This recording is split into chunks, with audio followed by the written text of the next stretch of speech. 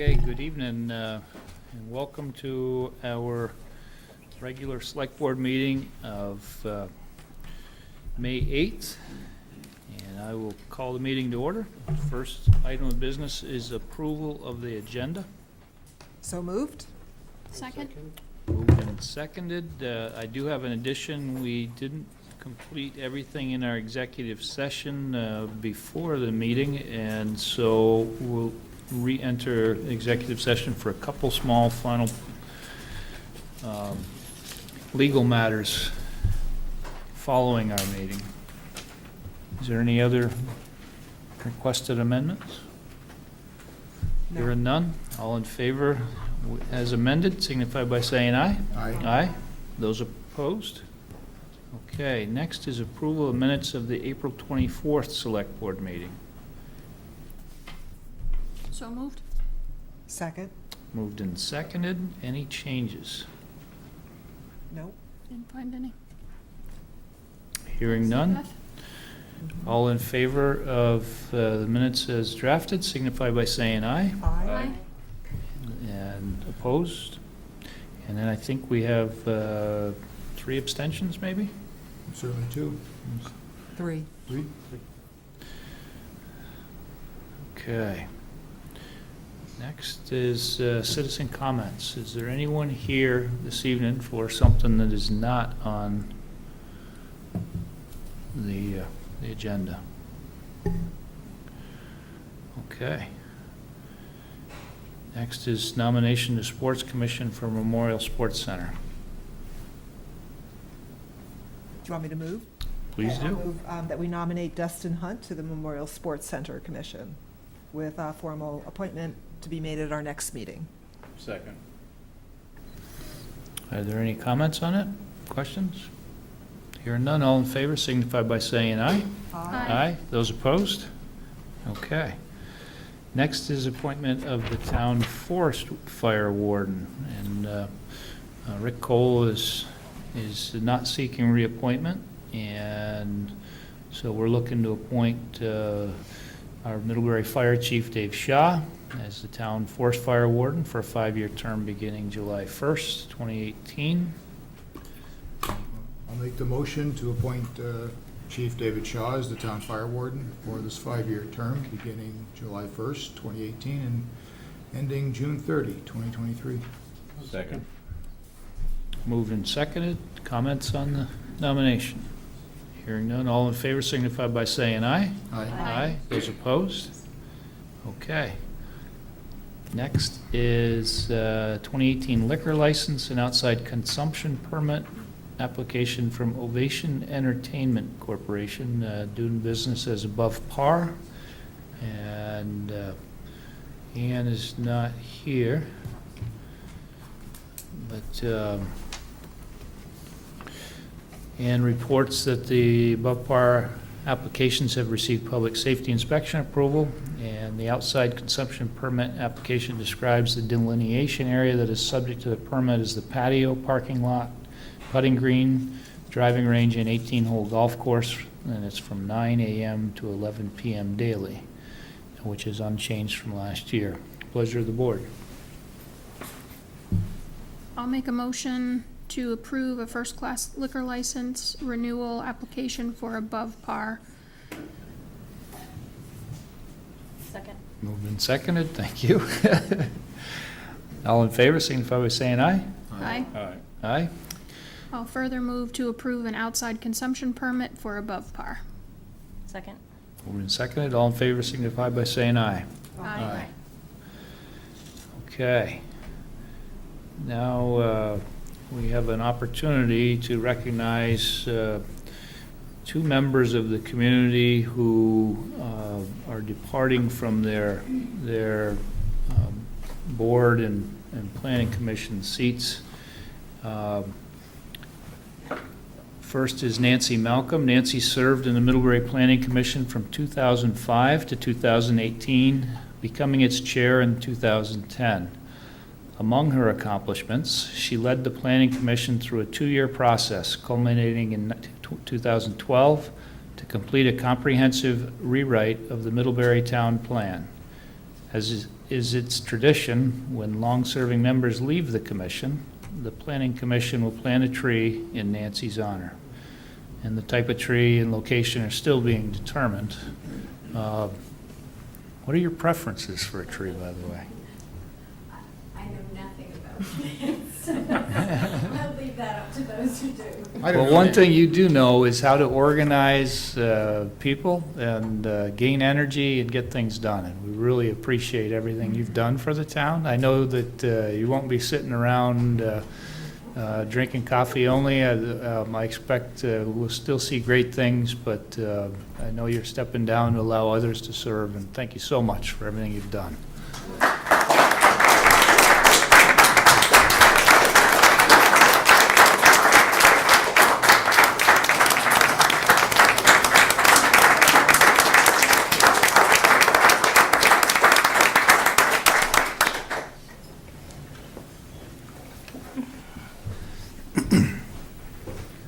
And the next recognition is Scott Foster. Scott was appointed in 2001 to the Town Zoning Board, which became the Development Review Board in 2008, and has served continuously until this year. Some of the major DRB decisions that Scott helped craft included South Village, South Ridge, Eastview, numerous college buildings, Rite Aid, Courtyard by Marriott, and most recently, the new Denneker Chevrolet building. Scott, it's always great to have somebody who understands the community, grew up in the community, to continue to serve and help craft the direction of the community. And certainly you've put your stamp on a lot of things that are meaningful parts of our community now. And thank you for all of your service.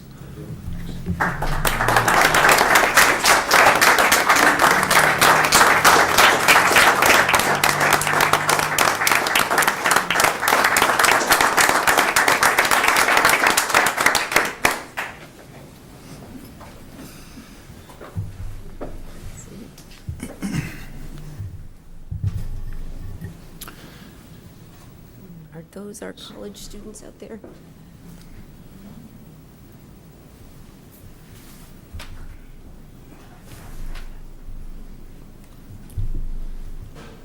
I'm sitting there thinking about your question of what tree should Nancy have. And, you know, Nancy's been larger than life, and except for the fact they're not native, a redwood. Yeah, it'll grow. It'll grow? Yes. And then this year, in about 1,000 years, we'll have this 300 or so foot tall tree dedicated. Yeah, I can see that. There's two on Halliday Road. Are there? Yeah, and they were planted in about end of 1980s, and they're Who would know that? Really? I wouldn't have guessed that. moved on. Cool. So we're, So it's not implausible. No, it's not impossible. Thanks, Chris. I'm glad you're here. It's not impossible. we're being joined by Zachary Berzola, Middlebury Zero Energy School Team, with a presentation of the team's design for a new energy efficient and renewable energy powered elementary school. And they presented this to the Department of Energy in a competition April 20th to April 22nd. And so, without further ado, I'll turn it over to you, Zachary. Great, thanks for having us.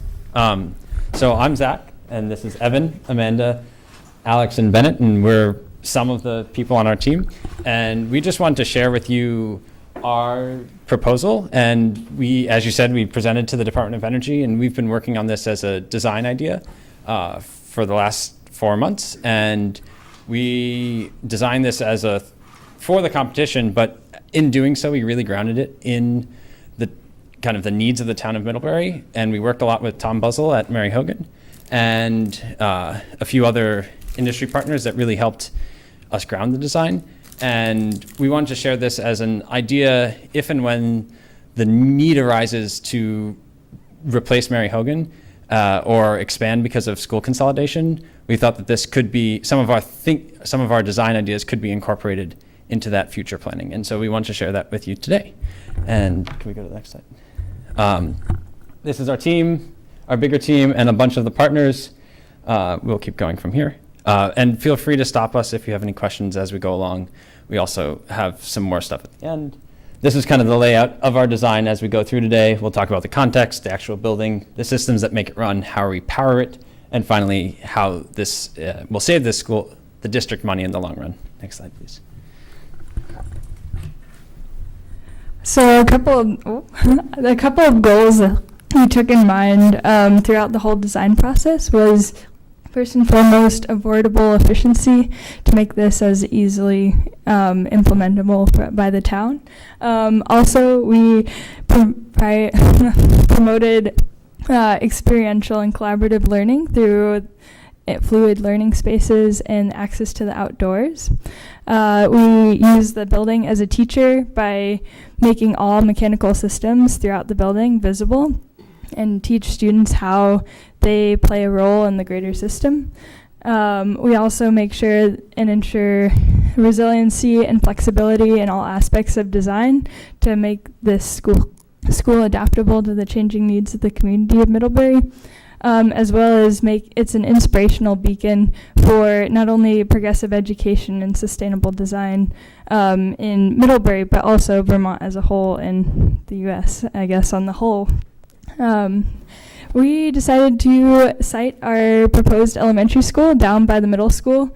This would promote easy access for parents dropping off kids to both middle school and elementary school. Also, it's nestled up right against the Jeffrey Murdoch Nature Preserve, so we could potentially use the access to the nature preserve for outdoor programs and education opportunities. In the greater site plan, we used this site because it had a little more space to work with than the existing site at Mary Hogan, so we could implement include an educational farm and an outdoor classroom as well as natural playscapes. In talking with Tom Buzzell, he emphasized the importance of including in access to the outdoors for our students, because getting these kids outside and with their hands in the dirt and seeing the natural beauty of Vermont will make them good stewards of the environment in the future, as well as build their independence and responsibility. So looking at the building itself, Alex will take you into a couple of design considerations. Yeah. Our team explored kind of a number of ways of redesigning Mary Hogan to make it as efficient as possible. So one of the principal ways that we achieved this was actually just redesigning the shape itself. Mary Hogan has been renovated a lot, and there's been a lot of additions that actually mean that the school is kind of a little bit of a spider web. You guys have probably seen kind of the extending corridors all over the place. And that shape itself actually has a big impact on efficiency, because with all that surface area, it's actually very difficult to heat and cool the building. So one of our main ways of addressing this was just redesigning the building to be a 2-story structure in kind of a rectangular shape that's very energy efficient and driven from our energy modeling. Another big way that, still on the slide, sorry. We also reorganized the programmatic needs of the school. So Mary Hogan kind of has the administrative, communal, and classrooms kind of scattered around, and we reorganized them to make them more concise and efficient. So we have the communal spaces in the north side of the building, which is the green, and the class spaces in the south, and then the administrative spaces in the southeast corner. Lastly, we kind of wanted to take advantage of the traditional hallway and actually take advantage of that space. So we moved away from the double-loaded corridor and moved to the concept of a classroom neighborhood, which actually takes that hallway and turns it into a learning space. And so this had a lot of advantages. First and foremost, that our new school design is the same square footage as Mary Hogan, but has a lot more space that can be used for programmatic needs.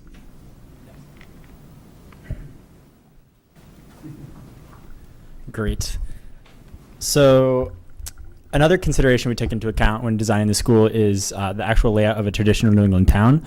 And so in doing so, we incorporate traditional town design features such as a town square, a main street, and the class neighborhoods to create a really logical and easy organization of everything. So looking at the way you enter the building, you enter immediately past the administrative spaces, the gymnasium, the hall, the stairwell to the second level, and we quickly arrive at Town Square. And Town Square is really the focal point of the building. It's the community hub, and going on to the next slide, we can see kind of what the inside rough sketch would look like. And so, like I said, it's a place where people can hang out, but also where they can interact with each other and also the building.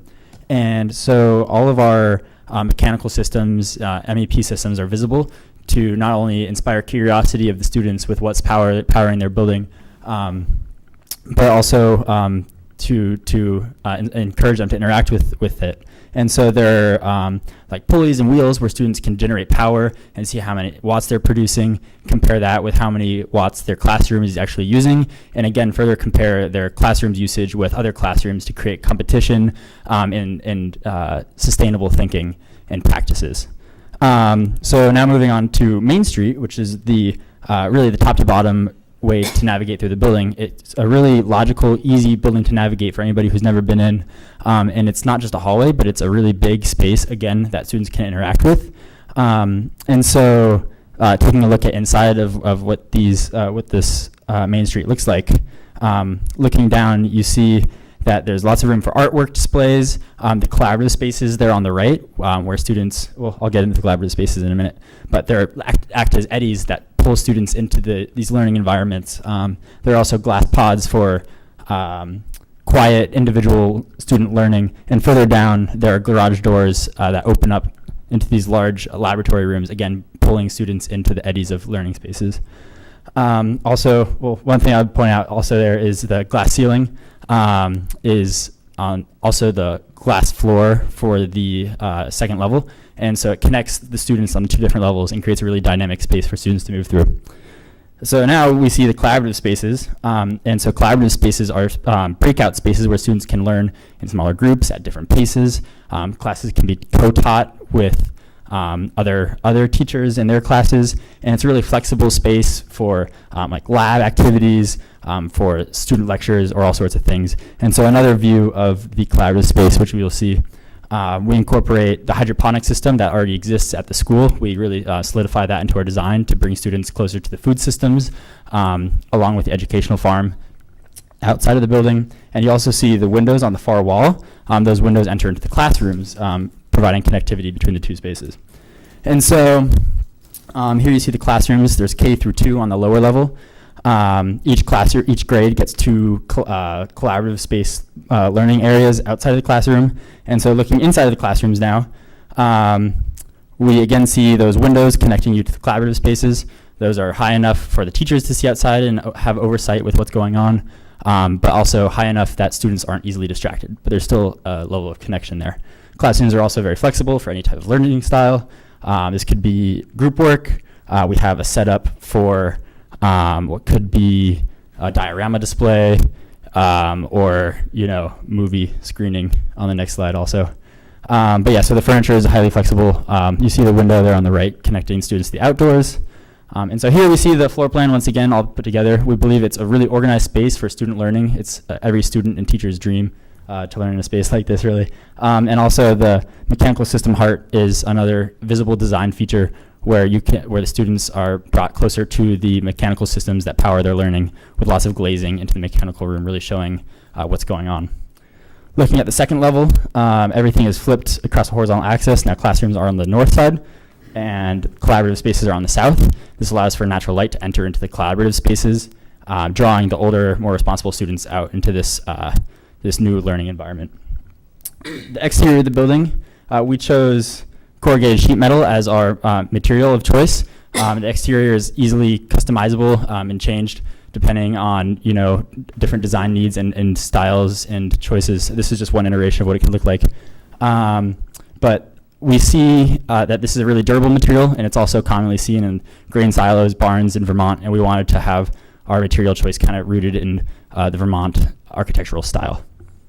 We also use passive heating to help heat the building, and so this takes advantage of the free energy of the sun, allowing light to enter through our split window design, where the lower window acts as a view window, and also light can enter through that window and the upper window, allowing more energy to enter into the building, which is then absorbed by the thermal mass of concrete and radiated throughout the evening and night, helping to maintain a comfortable level of temperature throughout. As you can kind of see on the top of this building, we have solar panels to provide the power that the school will consume. We have specified enough solar panels that with the roof and some over the parking lot, the school would produce more energy than it consumes each year. And even with just on the solar panels on the roof, which are obscured from the road by the parapets, the blue stripe on the exterior of the building, would actually provide enough power as well. There's just kind of insurance over the parking lot. And as part of designing a zero energy school, it's really important to have an envelope that's durable and extremely efficient. We put a lot of time and money into our envelope because this will pay off both in reducing the mechanical systems and in reducing the amount of energy required to heat the building in the long run. We have a lot of good thought that we're happy to go into if you have questions, but basically by investing in air sealing, we were able to cut by a third the cost of our mechanical systems. And so that's just one way that putting a thoughtful design into the envelope helps save money in the school's cost long run. So in order to design a zero energy building, we needed an energy model to drive a lot of our decisions, our design decisions along the way. So here we're just looking at a few different strategies we've taken to drop our energy usage down. We start out with a base model that's up high, well above the existing Mary Hogan. And then by adding our efficient envelope, we drop the energy use down slightly, and then we use a geothermal heating system in order to heat and cool our building. The geothermal system takes advantage of the energy available in the ground already, and so it operates very, very, very efficiently. And then finally, when we have a very tight envelope, the building itself is airtight. We need to ventilate it properly, especially in a learning environment. And so we have a demand-controlled ventilation system with HRVs, or heat recovery ventilators, and those take the existing heat in the building and recover it for the fresh air that's being blown in. The next way that we saved a lot of energy is through thoughtful daylighting throughout the building, which is represented by that kind of Spanish exclamation point that represents our window strategy.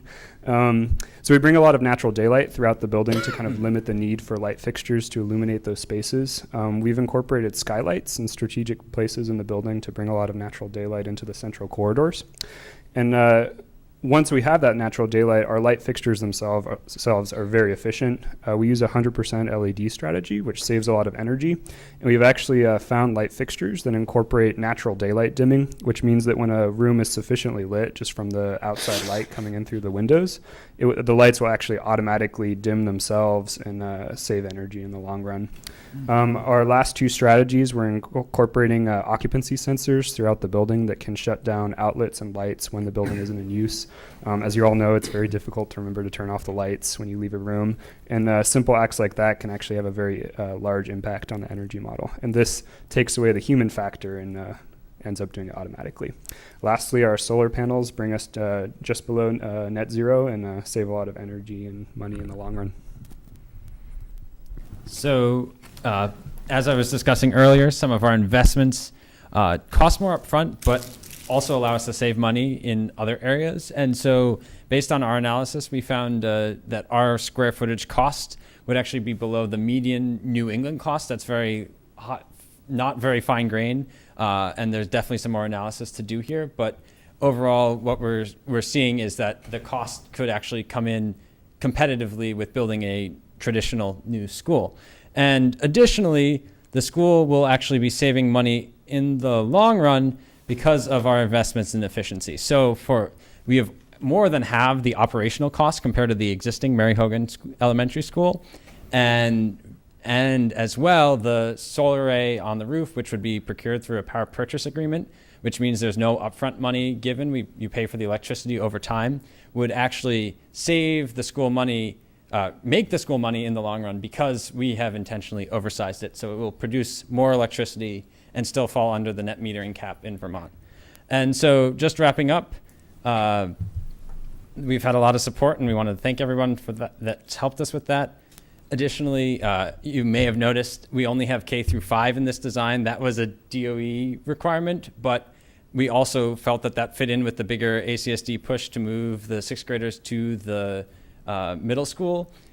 Furthermore, if consolidation were happening and more students would be needed to fit into the building, the design is very easy to adapt so that you could add on one extra of those neighborhoods on one end so that you could all of a sudden fit in an extra 100 or 160 students without increasing class size.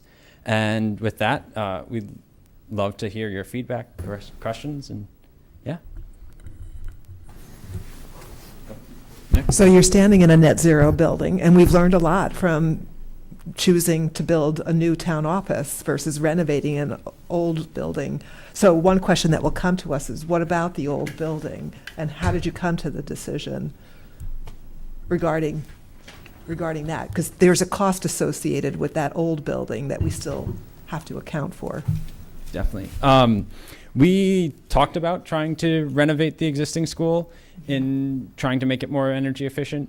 And some of the biggest challenges is it's very difficult to do any envelope work on an existing building because of the constraints you either have, as well as the actual site constraints for the existing building.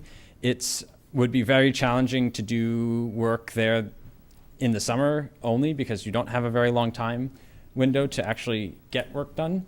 So that was, in our thinking, if there was, rather than putting more money into an old building, that this could be a way to not disrupt classroom teaching and not disrupt the flow around there, and kind of move forward. It would be an investment. That's would be the nature of building a new school, but we thought that this was the most cost-efficient way to go forward in terms of actually reducing the energy consumption long run, as well as getting to this design of this educational pedagogy that we've been working with a local sustainable school design consultant with. Yeah, so I know that we are tight on our time, and we definitely are inspired by a lot of the ideas that could be applied to other projects in our community. So I'm really grateful that you presented tonight. Thank you for having us. Well, no, not letting you get away that quick. It's the engineer in me who works in traditional buildings extensively. One thing you do have to take into account, though, and this is something with the agency I work extensively with, is the energy of removing an old building. That's one of the things we find, and why, the greenest building in many respects is the one that's already standing, because energy's been used. But nonetheless, you do get to a point, and it sounds like you've looked at that carefully, when it just becomes both cost and energy efficient, or more effective, to relocate and move. You brought up a point of affordable efficiency, and one of the important parts of that is long-term maintainability. I see systems that get put in that are very good when they're brand new, and then we can't afford to take care of them. We need special help. They don't last as long. So when you look at the long-term cost and energy efficiency, well, what have you looked at as far as long-term energy cost and efficiency with regard to the building systems, exclusive of the envelope?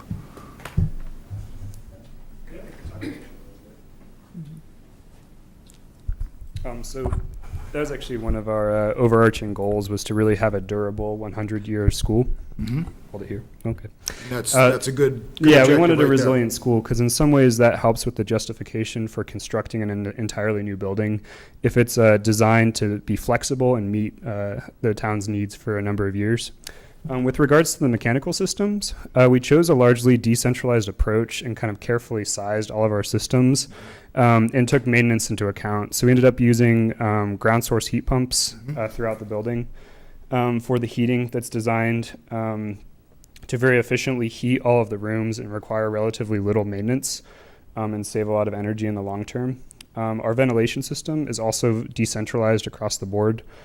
So it actually decreases the load on the systems in the individual zones and can save a lot of energy in the long run as well. So the idea behind that is we don't have these long duct runs that go across the building, which require a lot of upfront money for installation.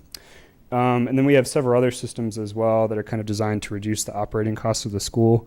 One of our innovations was using point source hot water systems. Mm-hmm. So instead of running hot water long distances from a tank in a centralized location, we generate all the hot water at the taps at the point of use, which saves a lot of energy in the long run as well. So we really did kind of take that into account in our design as a whole to try to create a really robust mechanical system. And you see this decentralized as something that ultimately, when new equipment comes along in 30 years, it's readily adaptable. Yes, and it's the end result is we hope that our school is very robust as well. Right. So currently, Mary Hogan has kind of those 2 oil heating systems. Yes. And Tom Buzzell actually expressed to us that there's some concern that if there's problems with one or both of the systems, the school can shut down in the winter. And a big advantage of having this decentralized system is that your system is very robust and very durable in the long term. So if one room's heat pump were to break, nothing major would happen. You could fix the heat pump and the room would be, the rest of the building would kind of run on. You could move students elsewhere, or most likely the building actually would be able to ride through it. And in terms of maintenance, the ground source heat pumps we worked with a company in Virgins that installs them. And so there's definitely the local knowledge for working on it. The ventilation is a little bit more advanced, but the systems are pretty standard. Did that answer your question? We can. No, I think it did. And I appreciate the fact that you're looking at this long-term vision, because so often in the design world, we come up with these really great designs in the beginning and don't think, okay, in 20 years, somebody's supposed to take care of these things. And we end up having rather expensive replacement, which also is terribly energy and demanding, because we have to tear out and recycle old stuff and make energy for new stuff. So I appreciate looking forward to that, and that's actually very credible for doing that. Well, when we first visited Mary Hogan, too, we actually took a tour, and Tom Buzzell showed us the music room that currently has these air source heat pumps. And one of the big things we noticed is they were just so loud, really affecting that a lot. So that really influenced a lot of our design decisions. We don't hear too much about geothermal, and so that's interesting that you brought that up. And why are we seeing it in this design? And why aren't we hearing more about that in our region?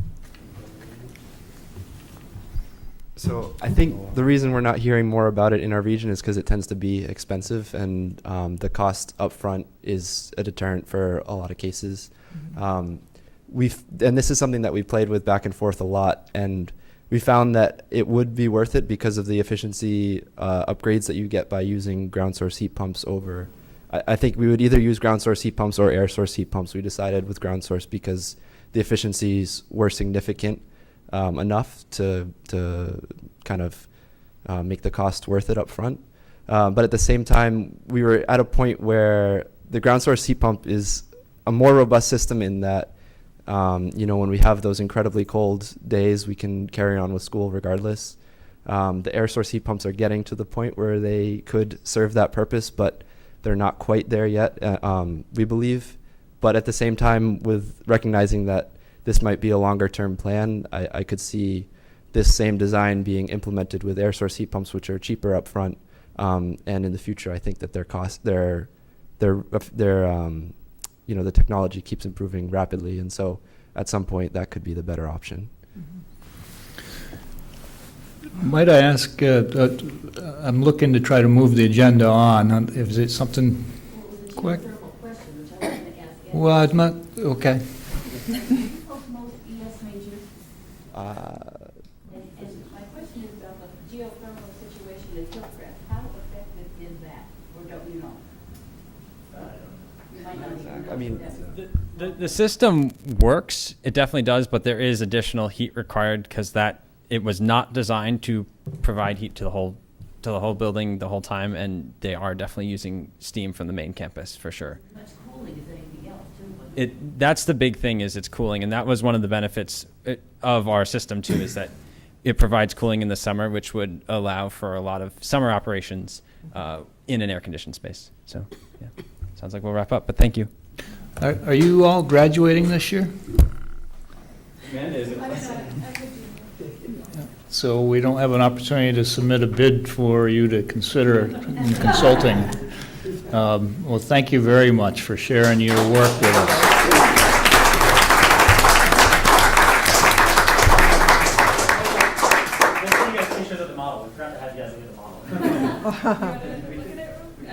Yeah. Yeah. We're going to bring Amanda in as a construction manager. Yeah. So this is the top floor. So you can see, this is the glass floor on the second level outline, the collaborative spaces, the classrooms where students can break out into. And you can also see kind of the lower level, how it's all very fluid, usable space. So Impressive. And there's an elevator? There's an elevator, yes. That's a cost. That is a cost, yeah, but it's all ADA accessible for sure. So did you guys won the competition? Well, with for your- the school category, Yep, very which cool. was a big surprise to us. So, And that was a thank national you. competition. Congratulations. Yeah. Very impressive. Yeah, and so we're just excited about sharing our findings. No, it's excellent. Thanks for having us. No, absolutely. No, that's excellent. We haven't. You should ask how We should see it. I think at least. Yeah, you told her, we talked about Yeah, that's a good idea. Yeah. I remember My that. son's in fifth and he would think it's. Come along. Yeah, definitely changed a lot since then as well. Keep doing good things. Thank you. Excellent. Thank you. guys so much. Thanks a lot. Yes, good luck.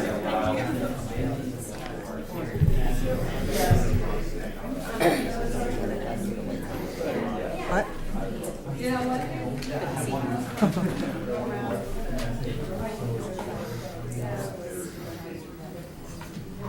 I don't know if we can handle any more excitement. Man, I'll tell you, that's, Yeah, can you just be boring? Nothing like that. That's good, we can't take more. okay. Low tech. That was impressive though. That's very impressive. What a great group of young people. So we're going to move on. We're going to have Karen and Nancy go through, I guess, first the budget. Yes. So you guys, I believe, received this in your packet, the line-by-line budget. None of this really should be information that's new to you. Most of this was included in the presentation that we had made, I think, in March, including those budget numbers. So this is just a little bit more of a, just sort of seeing it line by line. We're just going to run through it quickly with the expectation that you've all taken a look at it and just give you a very brief update as to where some of these stand as we go through. So you guys can see the totals on the top with the USDA, DIDC, and the match, and then the VTrans grant. So the shopping rewards program, we have titled it Mid-Money Match. We are currently, Nancy and I, a two-person team who that is actively reaching out to every single business in Middlebury. So big job, but we're learning some really great things. We're getting a lot of feedback, and we are solidifying the Middlebury Money program as a whole as we do this. There's a lot of excitement that seems to be generated by the idea of this program. People have really good ideas about seeing where it can go in the future. And so I have been working with the town and the bank on making sure that the inventory of Middlebury Money is where we need it to be to launch the program, which I believe is going to start happening in July. So we're basically just right now laying all the groundwork, getting all of our ducks in a row for that program. And also that work is also giving us all the data that we're going to need for both web design and brochure, and so we'll be able to have communication with everybody at the same time. Yeah, so all that outreach is really sort of first step for everything else moving forward. Advertising campaigns, we're going to launch the hashtag #MidHiddenGems campaign in June. That'll last through the summer. The local impact one I'm thinking is going to be a little bit later in the year. I want to take that through the holiday season. And then the Promoting Middlebury campaign is that Yankee Magazine promotion that we had talked about initially. That's in the January, February issue. So we have a little bit of time on that one as well. Middlebury brochure, again, the work that's happened thus far for that is just in trying to get all those listings from all of the businesses. So that's where we're at with that one. I'm going to just run right over the experiencemiddlebury.com because we have a whole lot to talk about later on tonight about that. And then signage. We're working on right now a sign for the Marbleworks businesses that's sort of priority number one. We've definitely heard from a lot of businesses in the Marbleworks that they don't want to be forgotten about and that this is really impacting them already with the lack of access to on Printers Alley. And so they've been asking for a sign, just letting folks know that there's dining, shopping, Riverfront Park, what's down there. And so I've started to design that sign, and Jim has helped us get a listing of all those businesses, and we're in communication with them. We're also looking at parking And do you want to talk about that a little? Yeah, we are exploring the various and sundry little corners that have parking around town that may be able to be used for different things, especially as we're going to be losing yet more spaces across from the National Bank by Triangle Park, and as things heat up. So we will be doing signage for parking, and that will also be probably rolled into a health initiative that won't be started this year. It'll be next year, but we're working with Porter Hospital on that. There'll be a lot of walking and signs that say how many steps, how many calories, I mean, to try to get a whole thing like that.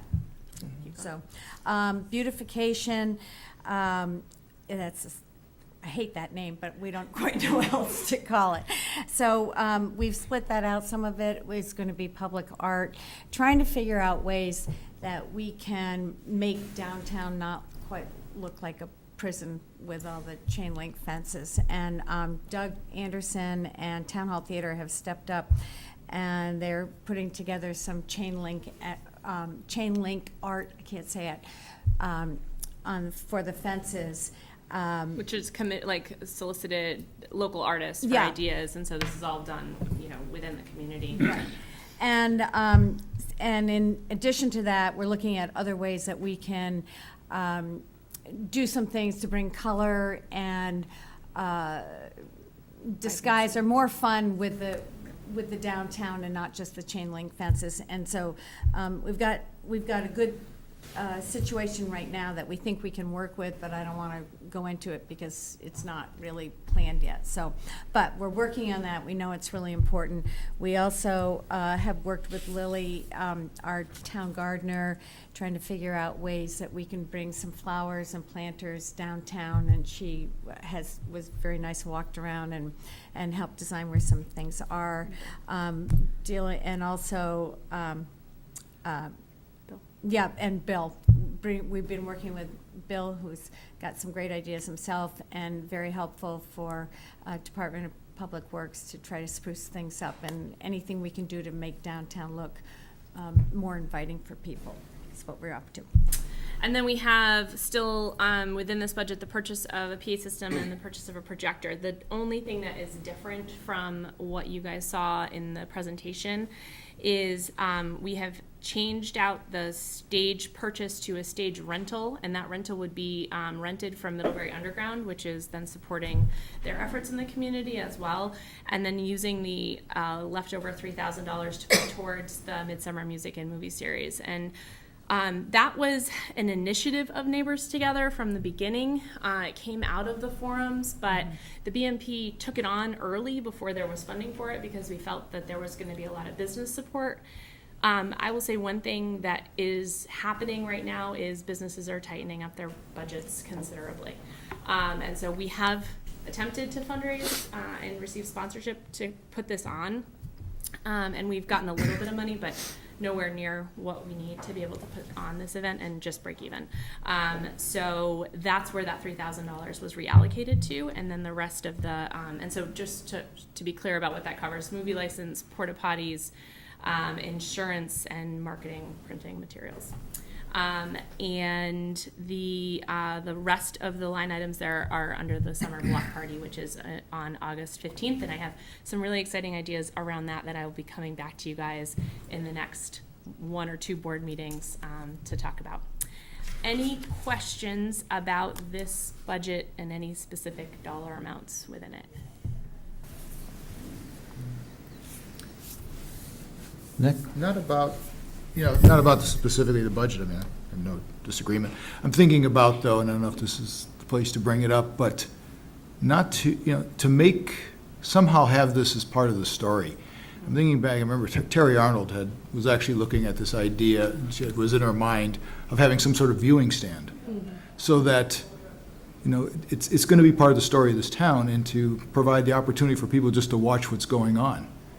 They actually did that when they did the Big Dig. They had areas down in Boston. They had areas where you could just watch it, and you would see, activity there. And I even think when this building was being built, I mean, I think if this chain link fence around here was frozen in the winter, we would have had a bunch of children with their hands just stuck because they would just sit there fascinated by it. So, you know, that could also help to draw people into the area to watch what's changing. And that was actually one of the original ideas back before the forums even, or during the forums. And we've talked with Kubricki. We're not really sure. Roger wasn't sure that there would really be some sites, especially this year, that you would benefit from having a viewing place. And if it works, we'll work with them and see how things go.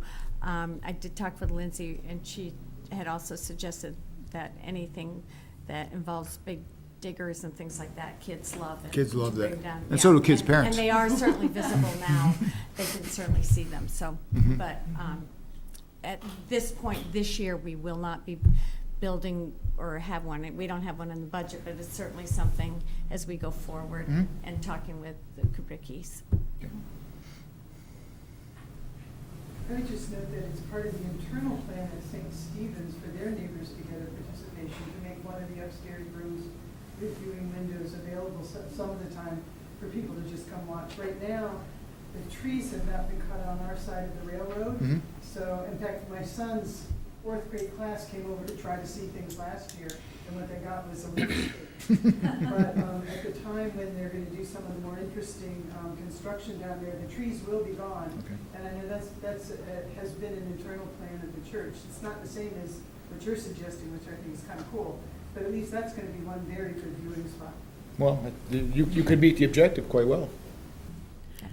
I just wanted to mention too, I feel like I would be totally remiss if I did not publicly thank Jim for helping us, guiding this process, and just helping us put all of this together. Jim is our liaison with the USDA, which is a complicated thing that I don't really understand, and he has really taken that on for us, and I just wanted to say that I really appreciate his sort of guidance throughout this process, so I just wanted to let you know that. Do you want to go in? That's the third item on our agenda, so I think, does the So- board need to approve that? If there's no other questions, does anybody have any questions on the budget? And if not, then I think You want to make a motion? I would seek a motion. I'll make a motion to approve the budget for the 2018 Downtown Bridge and Rail Project Marketing Program as presented. Second. So moved and seconded. Any questions or comments? I always have a lot of comments, but you know, they're mostly, I'm excited. I'm really excited, and I just wanted to mention one other thing. Like Nick said, there's going to be a lot of interest in watching what's going on, and so from a public safety perspective, I know we're watching traffic management in that zone, you know, and as there's more to look at, including art, people's eyes will be in a lot of directions, so we want to be paying attention to how people are crossing and using the road and monitoring that, and I know we will, you know, so it's just again a reminder for viewers, just be careful, you know, and I also wanted to let you know about an exciting project from Middlebury College. We just heard from these students, and another project they came up with was this passport for riding the bus, and it's sort of like the concept of the beverage trail, that if you ride the bus to different locations, businesses, they'll give you a discount. You show them the passport, they stamp it, you get your discount.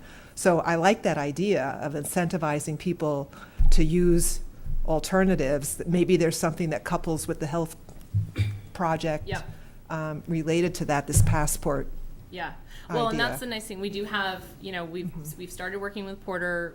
This is something that we're definitely doing for next year, just because we want to do the things that we've committed to doing well this year, and felt like we had to keep our focus on those items. But as we start to look at for next year, this health and wellness initiative, I think it can be very much multimodal, and we can be figuring out how to utilize, you know, shuttles and all of these other sort of concepts. So. Right, like we had that Come Alive Outside project that. Exactly. We can tie in so many different things that are going on. Yeah. So we have a motion on the floor. Any comments on the motion? Going to have to get back to parliamentary procedure to keep it in check here. Okay, all in favor signify by saying aye. Aye. Those opposed? So now I think your next agenda item is the marketing efforts. The No? memorandum of understanding. Memorandum of understanding about, Yes. between BMP And Town of Middlebury. and the town of Middlebury, okay. Do you need an explanation? Sorry, so this came out, as the BMP was working with Jim in the procurement of the funds from V-Trans. We've always wanted some level of accountability, and I think, in speaking with Kathleen and with other towns who have been in situations like this, there has been a memorandum of understanding. Karen drafted it, and it was edited by Kathleen. We're happy with the way that it was edited, that's the right word, and are happy to execute it as it's been presented to you.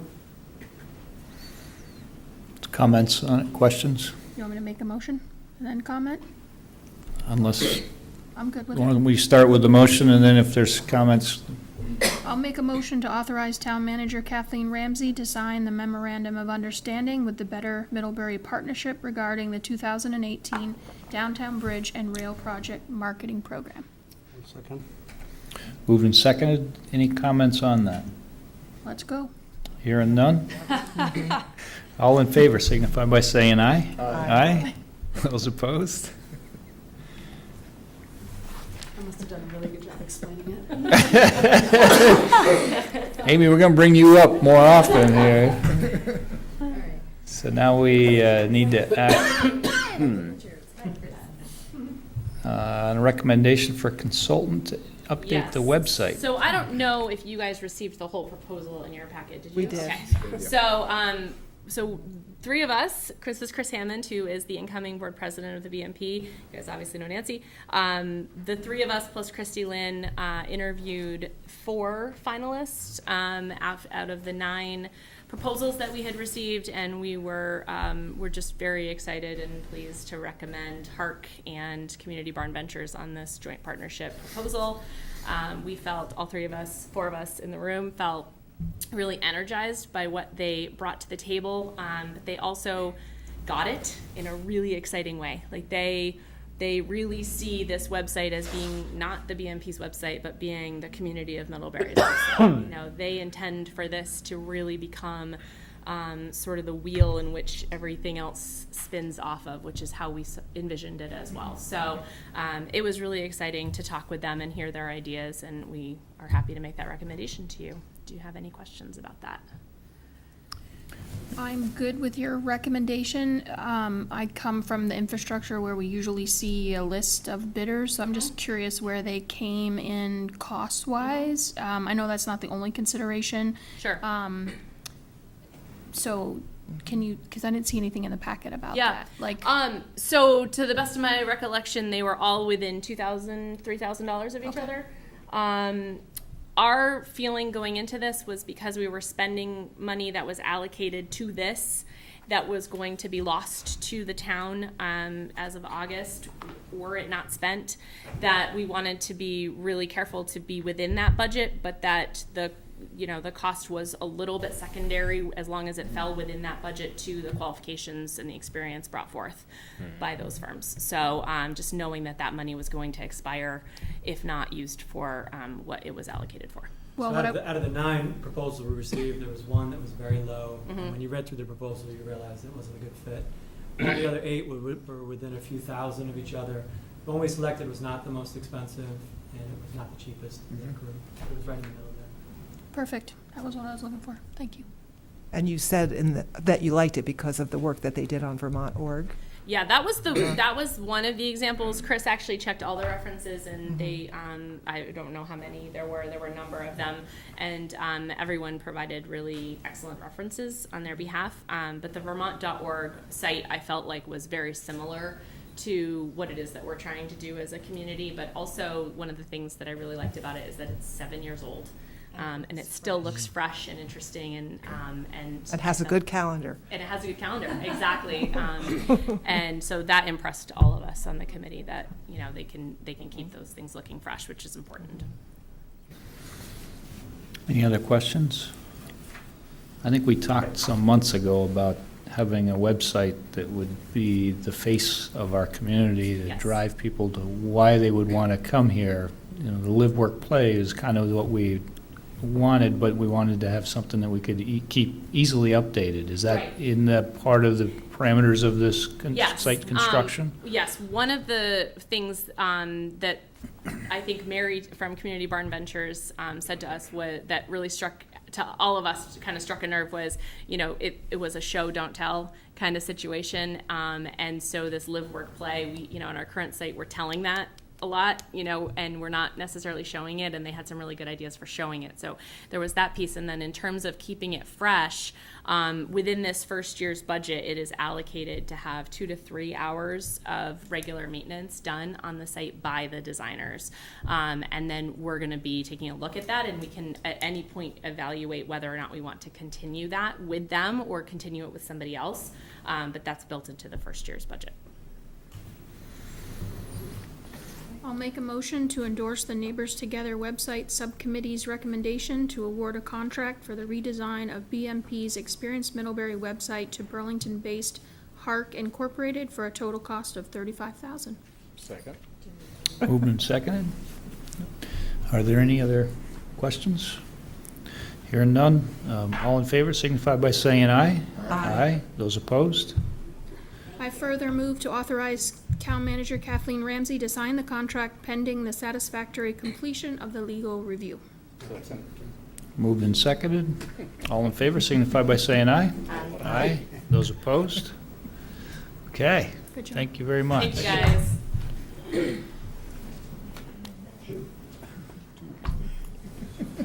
guys. So, You can get even with me next time. next on our list is to review staff recommendation on work in the right-of-way permit for Addison County Transit Resources Actor.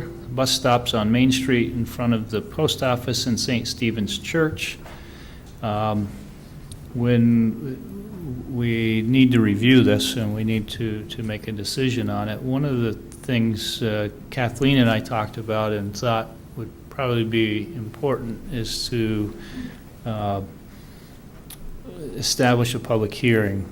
And so my thoughts is we could have a little, maybe a brief discussion, but my preference is that we would warn a public hearing on this particular item for our next meeting, May 22nd, and that that we could either act at the closure of that or certainly by the following one. But it would give us time for the community, would be forewarned then to come in and provide their comments and thoughts. And if there's a lot of input, maybe we would want 2 weeks to absorb it and think about it and then have discussion and deliberate and make a decision. But I am not sure that we have a process where everybody's been forewarned that we're going to make a decision on this, and I think a public hearing is the appropriate step. So it's,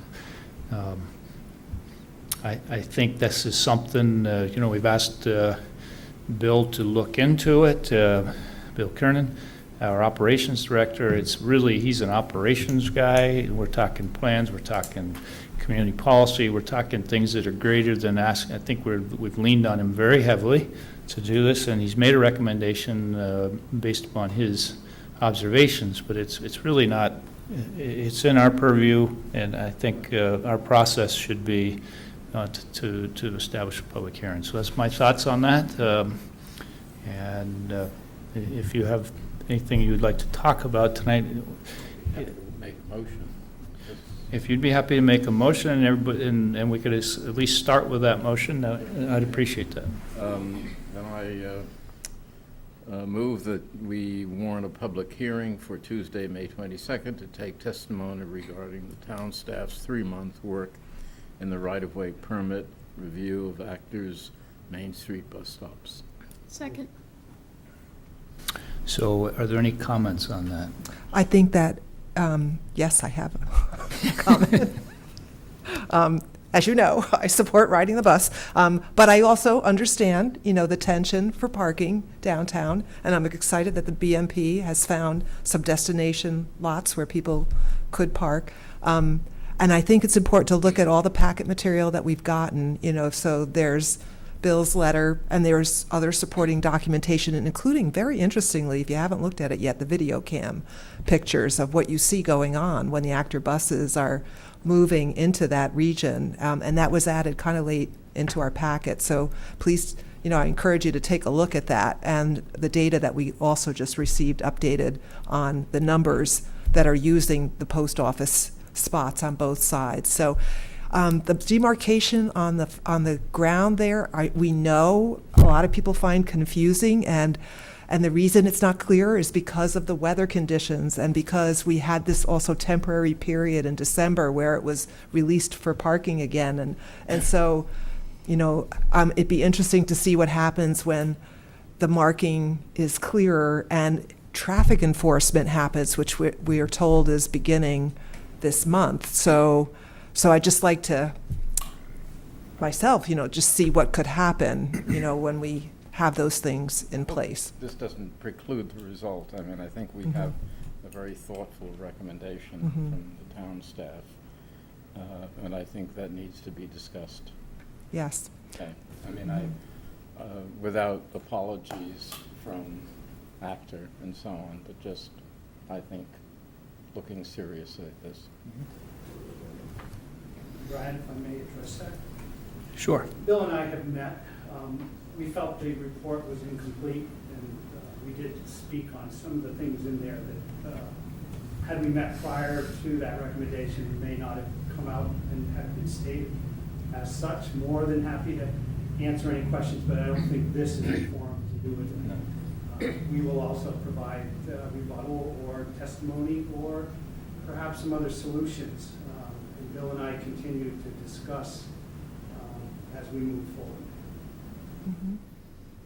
And you might have some other things then, if you're continuing to discuss, that you would bring to our public hearing, so, okay. We also are a downtown business. I know we're not thought of as one, but the downtown vitality is a very important factor. Our numbers are down. Without a strong downtown, that takes away a lot of our business. So we're just as concerned about the parking. I think there's some solutions that Bill and I can start to discuss. Perfect. Yes, ma'am? Nancy Gunn. I also support riding the bus. I think the bus is great. But having the bus stop across from the post office really does not work for the downtown. There was an almost audible gasp in the fall when out of the blue those parking spaces were gone. Over Christmas, it was very nice that that was reversed for a little while, and I thought that was great. But I feel like having the bus stop there across from the post office doesn't work for the downtown at all. And I think the bus could be many other places besides in the most valuable real estate for parking of the whole town. The people at the post office have told me that they've lost tons of people who are just going to East Middlebury. So they themselves have lost business because people can't park. And as you all know, it's the thing that all businesses in town here, every day of their lives is the parking issue. So hopefully the public meeting can come to some conclusions about it, because it doesn't seem to work very well for the businesses downtown. And it would be nice to feel like the Board of Selectmen and all the people involved are on the same page. Whatever is best for the downtown under the circumstances that we're all trying to survive. Okay, so then why don't we, if the board's supportive, then let's vote on a public hearing for May 22nd. We have a motion on the floor. Motion is to warn a public hearing for Tuesday, May 22nd, to take the testimony regarding town staff's work in the right-of-way, 3-month review of the work in the right-of-way permit of Actors Main Street bus stops. All in favor signify by saying aye. Aye. Aye. Those opposed? Okay, so those of you who came for that, appreciate it, but I'd like to do it in a warned manner, so everybody is here, and I'm sure we'll pack the room, so. With that, we'll move on to a finance and maintenance agreement with State Agency of Transportation. We're running late on the public hearing for Southbridge. So We are. Yeah, 8 o'clock public hearing.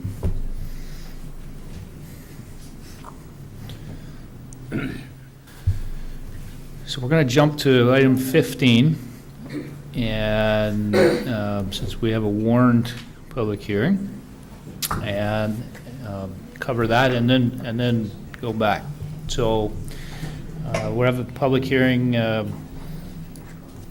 Tonight, the Select Board is conducting a public hearing to take comment from the community regarding a request from Middle Road Ventures LLC for a letter of support for proposed solar project known as the South Ridge Solar 2 project, which would be located to the south of South Ridge's existing solar array within the existing planned unit development, PUD. The letter of support includes endorsement of the proposed facility as a Category 3 preferred solar site designation under the Vermont Public Utility Commission's Rule 5.100.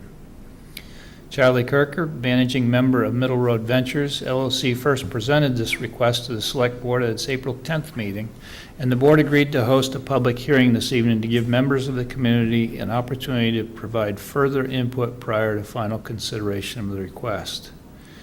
It should be noted that the Middlebury Planning Commission, which has been invited to be a co-signatory to the letter of support, met on April 26th to consider the Middle Road Ventures request and voted unanimously to support it. In a moment, I'll invite Charlie to provide a brief overview of the South Ridge Solar 2 project and his request for a letter of support, and then we will open up the floor to any member of the Middlebury community wishing to comment. Because this is an official public hearing, if members of the public have a question or comment after being recognized, please come up to this microphone, state your first name and last name for the record, and then direct your feedback to the Select Board so that we can accurately capture it for the minutes for this meeting and those watching on MCTV. With that, I'll declare the public meeting open at 8:08 and invite Charlie to make his opening remarks. Thank you, Mr. Chairman. Thank you, Kathleen and the board for convening this hearing so quickly after you gave me an opportunity to initially present this concept to you preliminarily back in April. The plan you see there, the top solar installation and the bottom one have been installed. Those are built, they exist. And in between is the potential for a third solar array of almost the exact same size in terms of the number of panels, and the KWH of that project would be identical to the other two, 500, which is what the net metering program permits. You requested back in April that we ask the Planning Commission for their input, which they promptly did provide, and we thank the Planning Commission. I know Nancy was here and just left, but they've been very supportive. And the Regional Planning Commission met and initially looked at this, but said they wanted to await the action by the board at the town level before they would, endorse it, but they were very receptive. So hopefully tonight, if you continue to demonstrate your interest in this, we can then have the Regional Planning Commission join you in signing that letter. As I tried to explain back in April, this does not ensure that we will be able to build this project, because right now the regulations at the state level and the law still have some ambiguity over the subject of what's known as separate infrastructure. And I was talking to Chris Bray, the state senator from Addison County, who you all know, and Chris has been, kind of at the center of the storm on the evolving legislative and regulatory landscape for solar. I was talking to him on Sunday about the fact that once we obtain, if we do obtain the preferred solar designation, what would that necessarily allow us to do? And unfortunately, thus far, the regulations and the legislation are silent on the subject of separate infrastructure. And by separate infrastructure, it means specifically road and transmission power box. So I don't want to get too far down in the weeds, but I just want you to know tonight what you would be doing if you do endorse this is enabling us to pursue with the Public Utilities Commission, potentially the Public Service Department, and potentially even the legislature, a clarification on this issue of separate facilities. And by that, if you see the two roads we've already built to the top and the bottom solar projects, right now we don't have land mass to allow us to build a third road to the middle one. And what would be the point? I mean, it would be duplicative infrastructure. So it's one of these things where the state, in its goal of promoting more solar energy, has created one constraint which makes things less economic, less efficient. Why have a third road with a third impervious surface when one of the existing roads could do? And the same with an additional three-phase power transmission box. We have one at the upper array, we have one at the lower array. One of those two could become the conduit, so to speak, for connecting to the grid. So we will need the Public Utilities Commission to say, okay, we get it. The infrastructure is here. The topography and physical configuration of this particular location, which is optimal for solar, doesn't necessarily allow easily another road, and why would you want to build one? So that's the struggle, so to speak, to move forward that I will face if you allow me to proceed. I'm hopeful that we can win that case, and one of the things we will try to do is sign on neighboring properties to be the beneficiaries of the solar power that we create. One of the things the legislation that was adopted last year said is that if you have an adjacent consumer of the power, i.e. a property owner next to you that wants the solar energy that's from your net metering project, that will be given a higher standing. You may recall our first project, our net metering partner was Middlebury College. That's great, they're local, but they aren't abutting our property. The residents at Otter Creek, I hope, they've already done 2 solar projects of 150 each, and under the rules, they're allowed to do up to 500 as a net metering partner. I'm hopeful they will take some of the power from this project. And the same with our residents at South Ridge. We know many of them are supportive of solar, and in fact, some of them have even said, hey, can I get some of that solar energy, Charlie, and a discount on my electricity bill? And so we would like to provide that. And to do that, we'll probably work with a company here in Vermont called Sun Common. You've probably seen their cars driving around, and they do what's called community solar. So we will be making a case to the Public Utilities Commission that we're trying to ring all the bells of public policy, but one of the current requirements of having separate infrastructure just does not work here.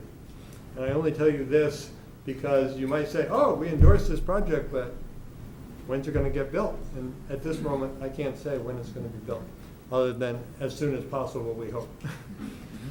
So that's a little bit of around the Robin Barn explanation, but I wanted you to be fully up to date. Thank you, Charlie. Is there anyone here that would like to speak on this project? Ross? Come on up, please, Russ. Thanks. Yeah, generally speaking, this project seems to make a lot of sense. You know, the infrastructure's there, there's already solar installations there. So I think for the most part, it's pretty well supported from the people I'm familiar with. The only question I would have is whether there's an opportunity here for the town to be an off-taker of some of the power potentially at a discounted favorable rate to help us reduce some of our electrical costs, and have we looked at that? Well, my answer is I would love it if the town wanted to be a net metering partner for a portion of the electricity that we generate. And as I said, because the legislation favors abutters, I will be working to at least have some of the power go to an abutter.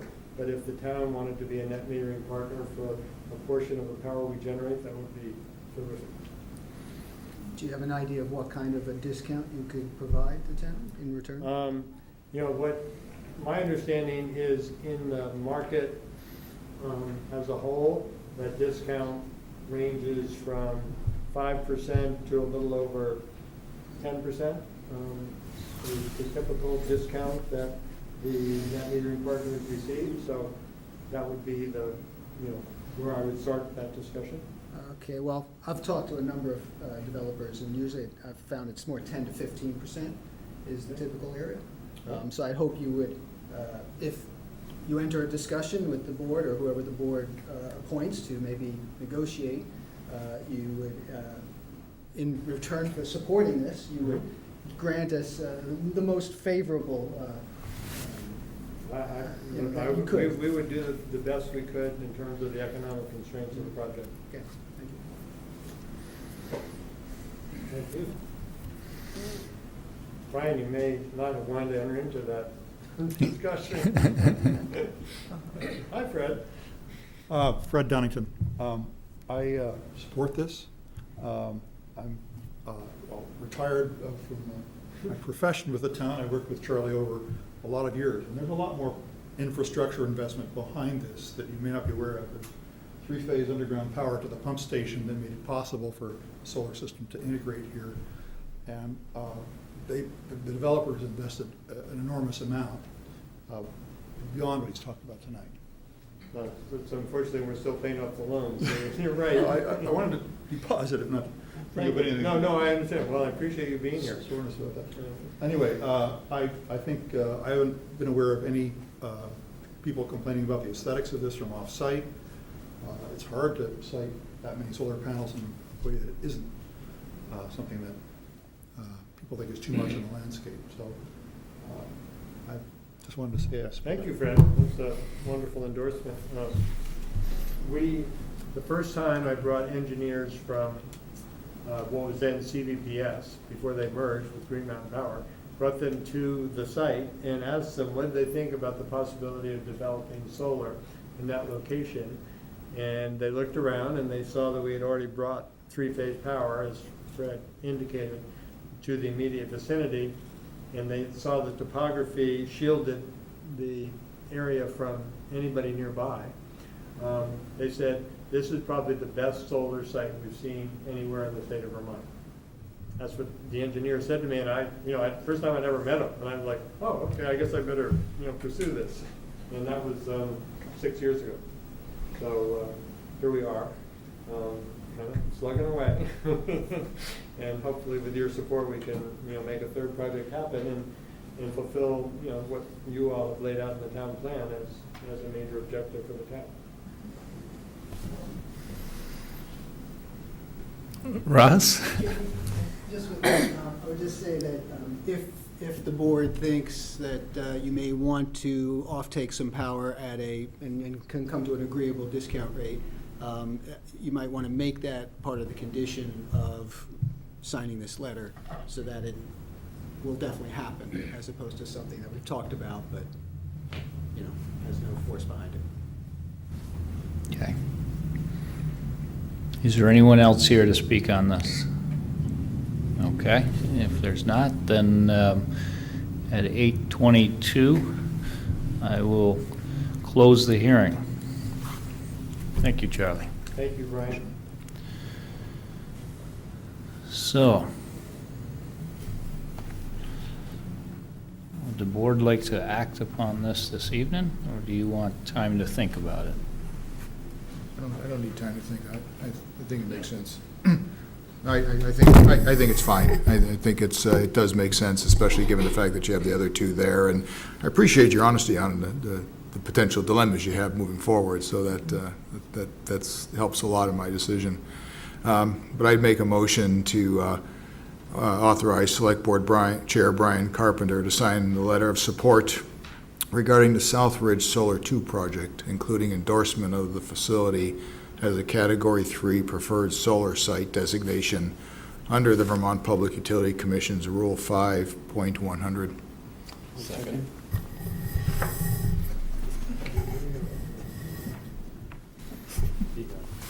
Comments from the board? Yeah, I just want to have a loose tongue tonight. say that I really appreciate the project. I support the project also, and I also appreciate the energy. Well, I don't know if it's coming from the energy, just from you, Ross, but the idea that we look at how the town could take advantage of a project.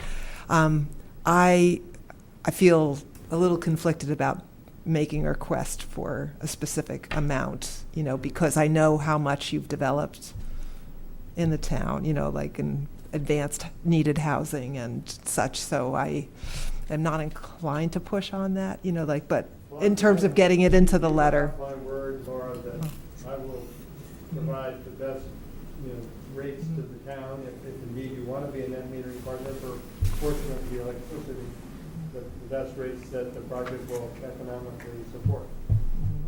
So I happily enter that discussion. It does seem a little awkward to include it in the resolution of support, just because when we show the letter to anyone else, they're kind of like, what's this all about? Well, I don't want to add that to the motion. Right. I want to keep that separate. Let's make it clean at this point. Okay. So that's all. Okay. Any other comments? I do think there will be interest in, if you get the approval to move forward, I think we would enjoy you coming back to us and making the offer to discuss the opportunity to be an off-taker. I think that's pretty clear that if we have an opportunity to be a partner with a project within our own community that also saves the community money, it's a win-win. I gather you have done one project, but then there was an occasional comment like, but it's in New Haven, right? So Yeah. I'd be happy to be part of that. I don't know if there's any limit on how much net metering, off-taker partnering any single entity can do. So It's by electric meter, so, right? well, you have lots of meters. We have a lot of meters. Yeah, we can find some meters. Okay, great. Okay, so there's no further conversation from the board, questions from the board, then all in favor of the motion signify by saying aye. Aye. Aye. Those opposed? Okay. All right, Charlie. You're welcome. I'm going to fly back to item 13, which is a finance and maintenance agreement with State Agency of Transportation for the installation of new street signs on Route 7. Are you going to handle that, Kathleen? Yes, so the Agency of Transportation is doing a project all along the Route 7 corridor and is proposing the installation of new street signs on Route 7 from North Pleasant Street down through Court Street. So I'll move that we authorize Kathleen to do that. Second. Moved and seconded. Comments on the motion?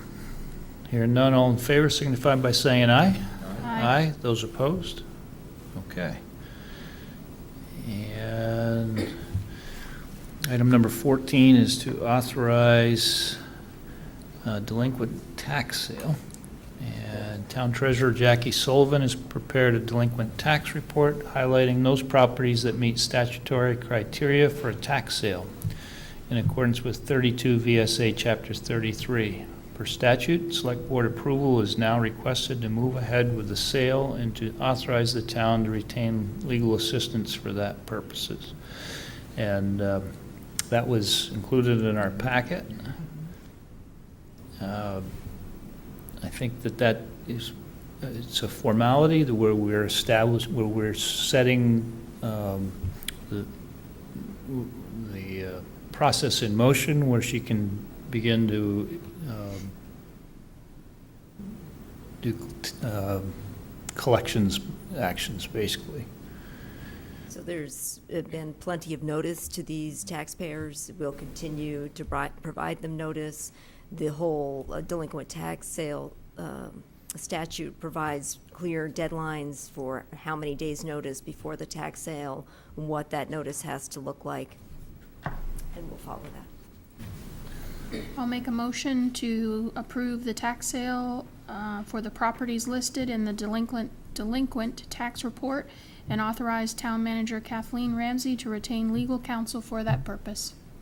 Second. Moved and seconded. Any questions? Well, is it trending differently this year than in past years? We haven't had a tax sale in a couple of years. We usually wait till we have a good chunk to put to sale. Looking at the list, I think there's critical mass there now. There's quite a few.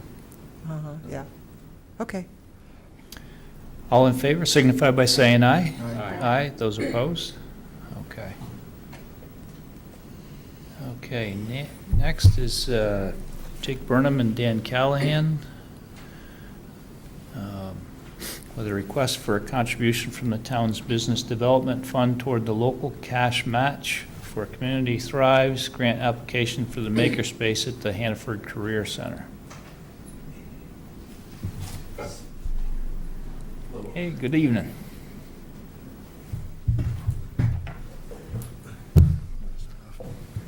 Hi, I'm Dan Callahan, IT coordinator at the Hannaford Career Center, and thank you for having us back. I brought a few colleagues that may be able to answer your questions and provide some more info. And Jake Burnham wasn't able to join us this evening, so sends his appreciation for the opportunity to speak last time. My name is Dana Peterson. I'm the current interim superintendent at the Career Center. And as Jake Burnham expressed last time, we are in the process of putting on a campaign to try to extend our Career Center's resources out into the community as an effort to spur economic development. And we've partnered with Fred Kenny and ACEDC and other business owners and interested parties. We had a great open house and maker fair back in February, and right now we are looking to raise $6,000, as you may have heard last time, as part of a competitive match to qualify for up to $100,000 from the Gannett Foundation. And so at this point in time, we have accumulated over $2,300 worth of individual donations for our project. And we need to get to the $6,000 mark by Friday at 11:59 p.m. And then we would be eligible for up to $100,000. And so the request this evening, the formal request this evening, is to ask that perhaps the Select Board could do a match, a competitive match, similar to what ACEDC has done for us, and that is to, if we get to the $5,000 mark, that they would kick in $1,000 to help us get over that hump and be eligible for the $100,000. And so the request, the formal request for this evening would be, is if the Select Board could perhaps do a similar challenge with $1,000, making it a little easier for us to get to the $4,000 mark, and then we would be able to get to the $6,000 mark pretty easily. So, as I said, we're currently over $2,300, and the donations continue to come in.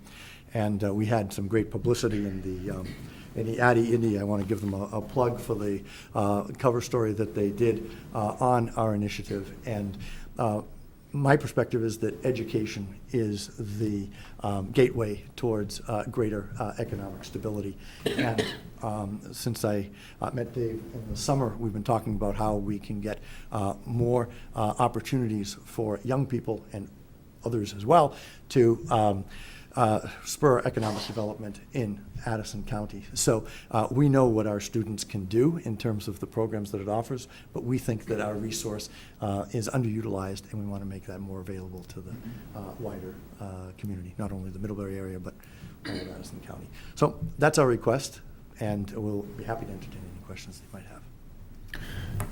So I missed the last meeting, but I did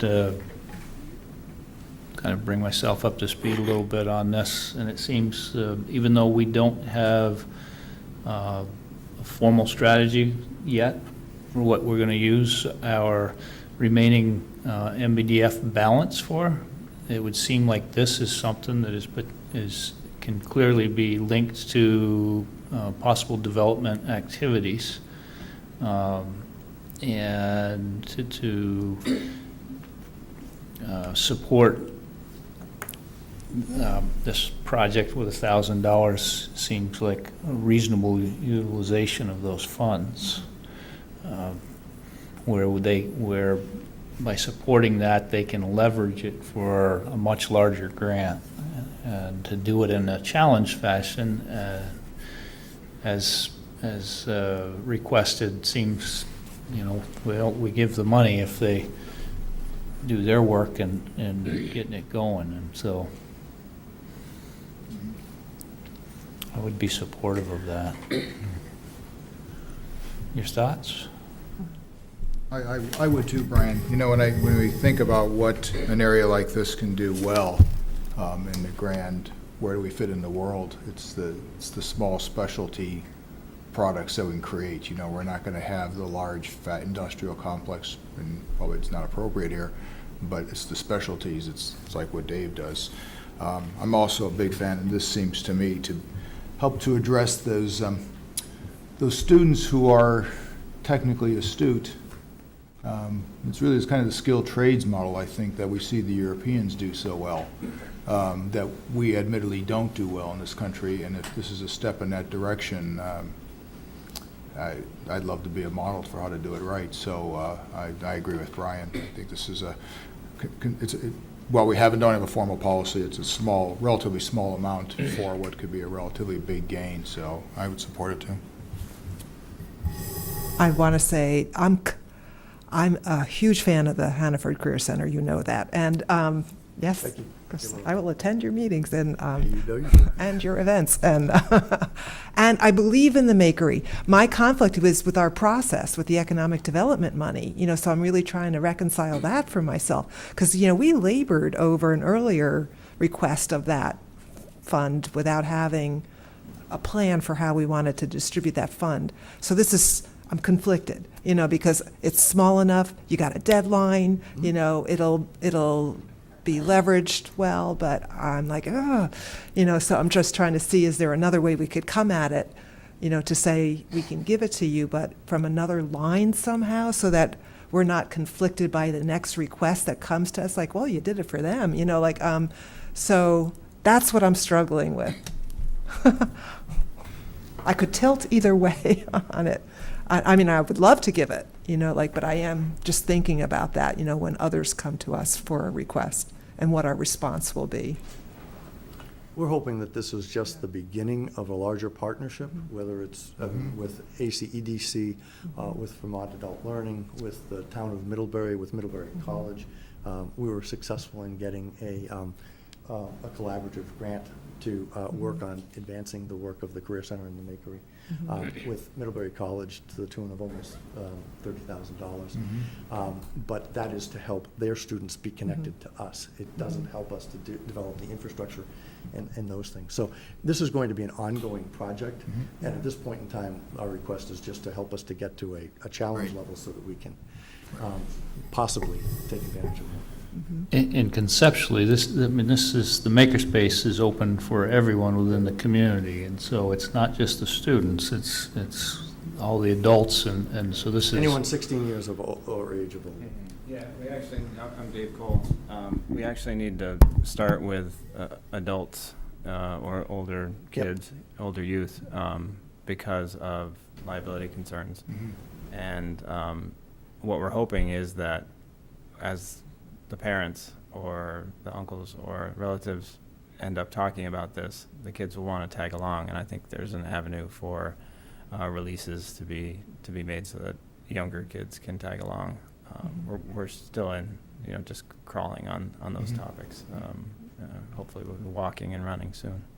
But AOE, it dovetails nicely with what AOE is hoping to do with career and technical education as well, in terms of helping create exposure for younger people so that we can address those gaps in technical skills that we have already identified as something that Europeans do very well, but we don't do quite as well. So all of this is pointing in the same direction, and we certainly will respect whatever decision you make. But we're here this evening to see if there's something we can leverage. Well, it's interesting, Dana, because I just feel like I had this conversation 3 hours ago sitting next to a seatmate on a plane from Chicago, and it was this exact need. So I see this, and I agree, Laura, we don't have full policy on how to deal with it. That's something we're going to have to come up with, but this, to me, is a pretty reasonable investment. Why don't you make a motion? We have a motion. We're in our, don't we? Well, we haven't. No. Oh, we don't? motion yet. Okay. Does Kathleen maybe have a recommendation of taking the money elsewhere that eliminates the conflict that Laura feels? Or Kathleen, as the manager, do you feel this is the best fit for? Well, it seems like this is economic development driven, and that is why you raise those tax dollars is for economic development. So that's your closest link. You could always deficit spend a line item in the general fund budget. The one thing that, as I reviewed this and thought about it, is the money was for economic development, but we had your committee came back and thought that one of the ideas for utilization of those funds was a revolving loan fund. And while this is not a revolving loan, we haven't finalized that yet.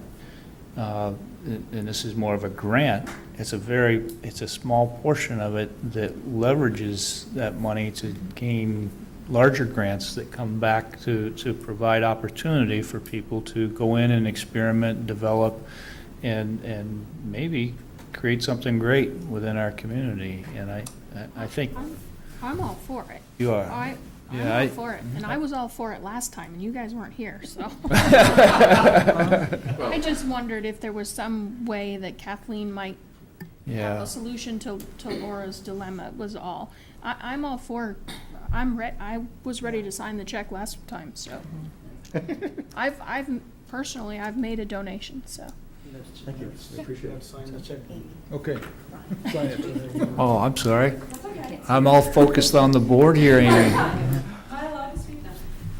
To answer your issue, I think, to reconcile it, to Kathleen's point, this is an economic development opportunity. And I think with what's happened with the subcommittee and the revolving loan fund and the former director that we had, I think there's a lot of people in this town who think the town is not for economic development because there hasn't been any use of that fund money. My sense is that, so what if it's a precedent? Maybe that's okay. Maybe this is an opportunity to test the water in a fairly, as far as what's left over, this is a fairly insignificant amount of money to the fund, but it's a very significant amount of money to these folks. And I think this is a very tangible way for the Selectboard to say to this town, we're supporting something and we're hoping it spurs something else, because these are the kinds of things and the opportunities that I think we should be focusing on. I think it's a good idea. I mean, it seems to me that, and I would justify it simply to say that it's seed money and it could very well reward us with sort of getting people involved in productive activities. that we hope, of course, would enrich the town as well as, and so I would be happy to make a motion that we. Why don't we start with that? Please, if you could make a motion. Make the motion. Okay, let's see, so how would I word that? I've lost my place here, I'm afraid. So that,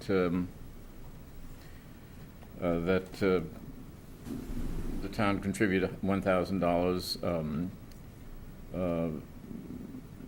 as a challenge grant to contribute to bring the total to $5,000 to the Career Center, I'm sorry, for this project. Can I make a friendly amendment from the? What's your friendly amendment? Sure. From the, specify it from the MBDF funds. All right, From the yes, remaining. that's fine, yeah, no, I accept that, yeah. A friendly second it, It's a friendly second. Okay. unless you want to. No, go ahead. I'm okay with it. I'm glad that we have the discussion about it, you know, that we had the opportunity to say all of that and clarify that. And it was really wise of you to approach us because, as you know, we are viewed on MCTV and that many more people know about the Makery, which is fantastic. May it flourish when we get it. Okay, so without further ado, all in favor of the motion signify by saying aye. Aye. Aye. Those opposed? Thank you. Thank you. Good luck. One comment before we Sure, Dave. head back. We're interested in exploring an ongoing relationship with the town to support this movement and the better utilization of the Career Center as a makerspace called the Makery. If any of you can theorize how that would work, or, you know, in your spare time, which I'm sure you have a little of, could, you know, reach out to us and we can start to have conversations around what that would look like and how that support can be beneficial to economic development here. It's an open invitation. Thank you, Dave, for doing that. And we're working with ACEDC, and so there seems to be a nice natural partnership. So please take Dave's invitation to heart and let us know how we can all work together to. Super. Good luck. Thank you. Thank you.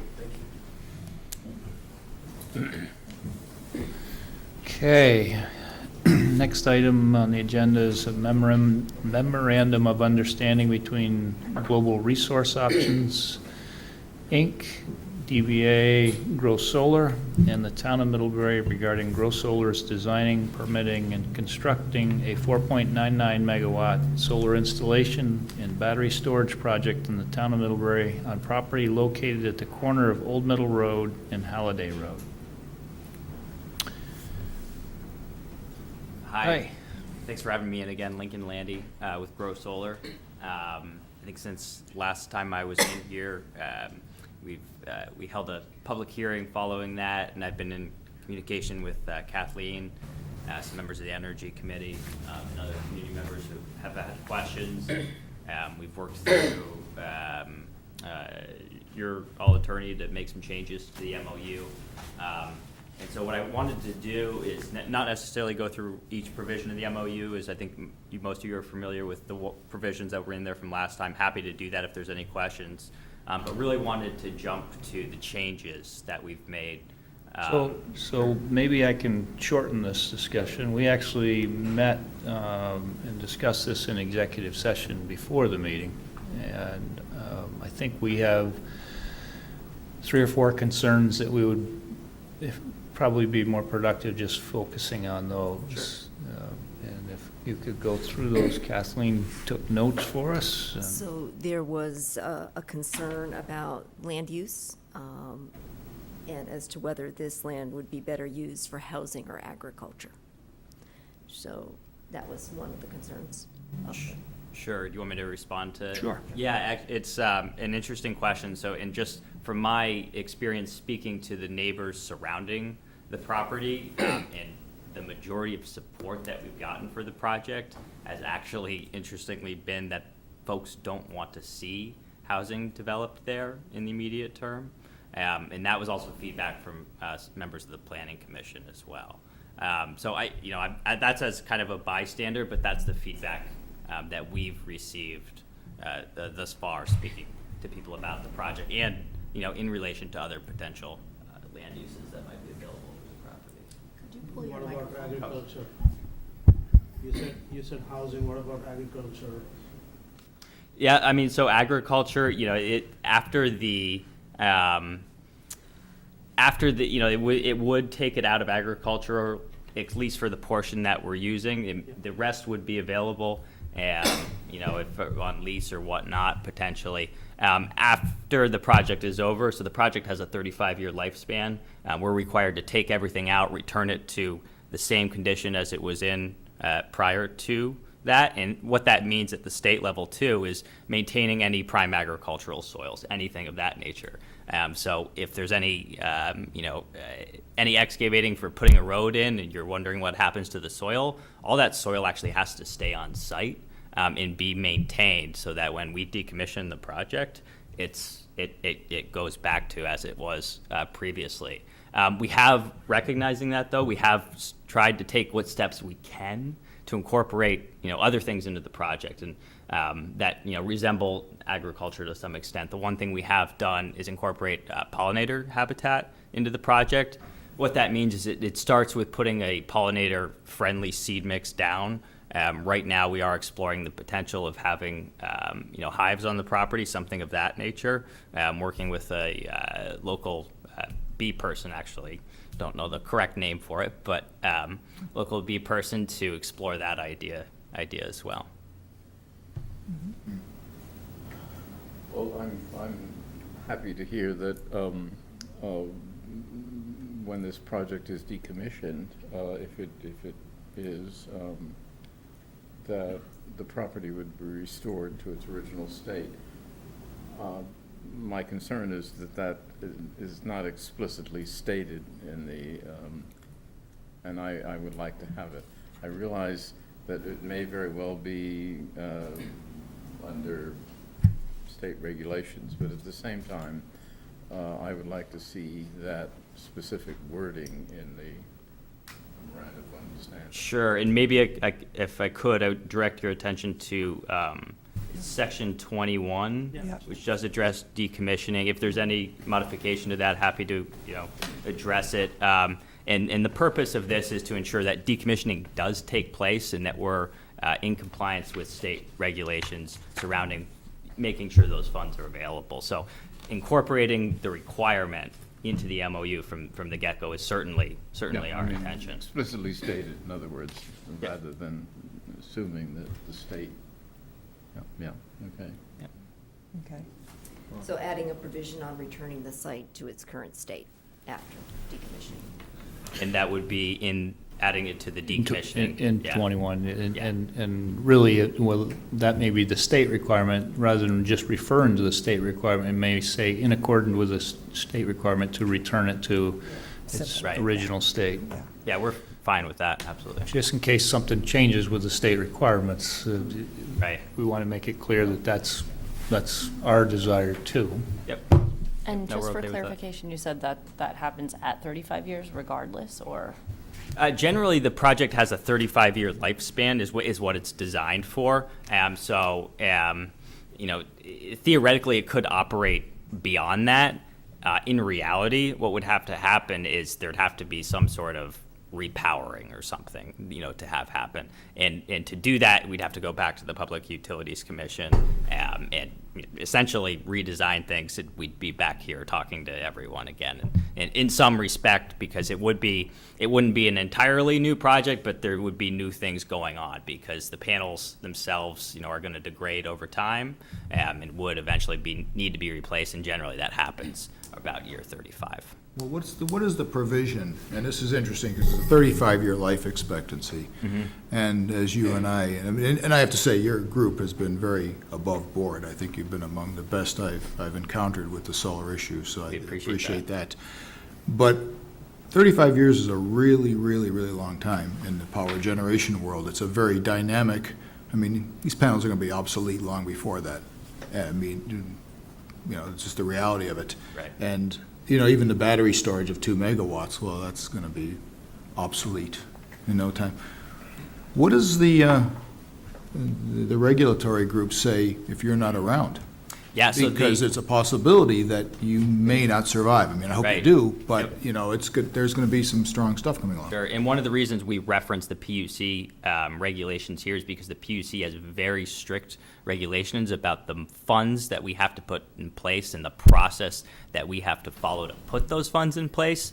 So what we don't want to do is end up with a conflicting provision that conflicts with what the PUC is going to require us to do to put those funds in place versus what the town would do. That said, the PUC requires any projects prior to starting construction that some sort of surety is posted. So effectively, it prevents exactly what you're referring to is, let's say, let's say for whatever reason, company goes belly up, project's there, needs to be decommissioned. What the CPG is what it's referred to ends up saying, and it's a standard condition now at the Public Utilities Commission, is ends up saying that, okay, project's not operating, it's at the end of its useful life, you have X amount of days to take everything out of the ground. If that doesn't occur within, or start to occur within a certain amount of time, the PUC unilaterally can pull on these funds that are already set aside for the project to basically pay for someone to go take it out and restore How the much property. what portion of your money is in that fund? How do you?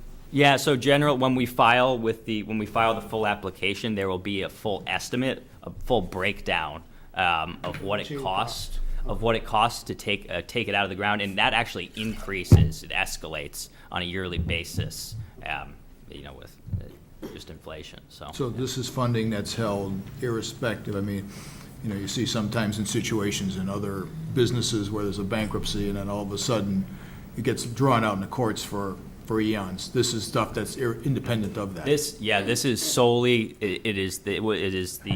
solely the PUC that can draw on those funds. Yep.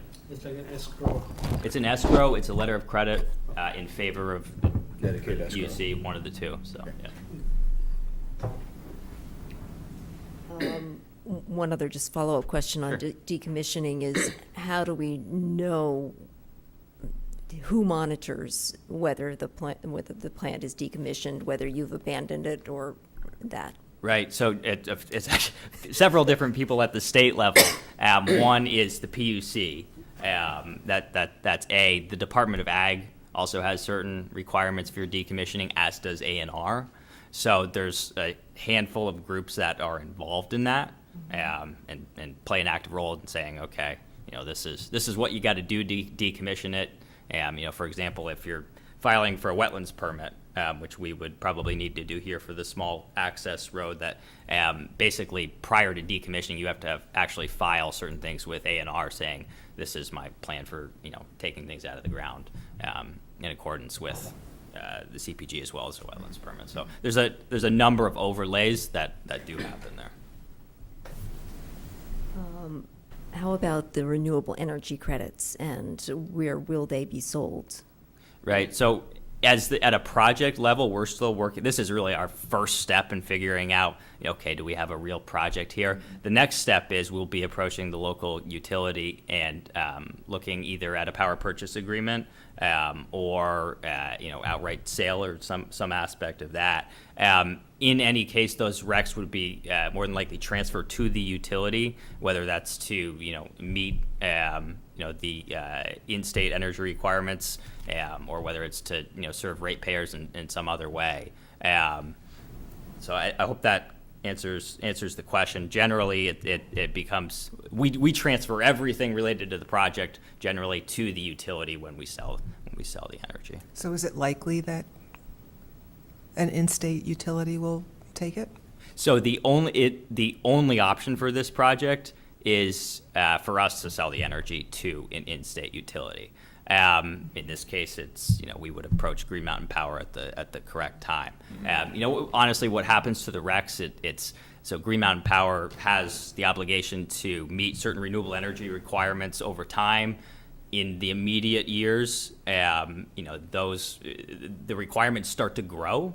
So over time, they need more and more, right? So even if they didn't need RECs in the beginning years and they were to sell them out of state or something, they would eventually say, okay, there's going to come that point sooner rather than later where they're starting to retire those RECs per state mandate as well. Where they're not doing that or where someone is selling them, whether it's in-state, out-of-state to another utility or whatnot, those generally go right to ratepayers to buy down local rates. So it's, the way, and that's more of a policy, I think, discussion that, is happening a lot at Department of Public Service and in those places who do regulate rates and kind of try to get the win-win in that sense. We also had a long discussion about the $40,000 contribution Sure. to the town. And the sense of the board seemed to be to maintain a maximum flexibility with that contribution, but also to explore with you the possibility of a larger installation. Yeah, and I did see the language, Kathleen, that you sent over, and we were very comfortable with that. I hope it does provide the flexibility that you're looking for from our end. I think, that's a commitment to figure out with you folks what's the best value to the town. So, from my perspective, we like maintaining that flexibility, and will be a continuing ongoing conversation to figure out, okay, what's the best scenario? Is it, providing that $40,000 system on town-owned property? Is it providing electric charging stations in some respect, or is it building, a separate system, whether it's on this property or somewhere else, where a larger system where the town can benefit as well? So, yeah, absolutely committed to. There was also some talk of the possibility of using the funds for energy efficiency improvements. Yep, absolutely. I'm trusting here because you have this at 4.99 meg, and I know why it's there. Sure.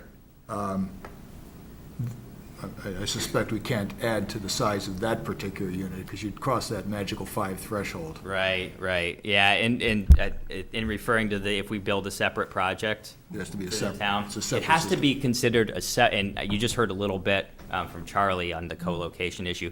We don't face the exact same constraints, similar constraints there. Effectively, what we need to do is just demonstrate that it's a separate facility. It's a little bit easier hurdle for us, quite a bit easier hurdle for us to do than him to do, where we're doing a large project, which is not a net metering project, and then co-locating it with a net metering project. In terms of how the regulations work at the state level, they get angrier when you co-locate net metering projects because there is that 500 kW cap, and the logic is it was put there for a reason. So a little bit different scenario. We've actually done, we actually built a project for IBM in cooperation with Green Mountain Power as well that is adjacent to and on the same parcel as another, I think it's like a 250 kW net metering system. So we're very familiar with what we would have to do there.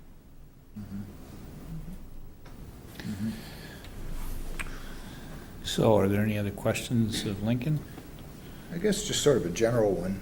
And when I sit there and I look at these solars, and I mean, I'm a big advocate of renewables. And it's interesting when I travel around the country, I go into the desert Southwest.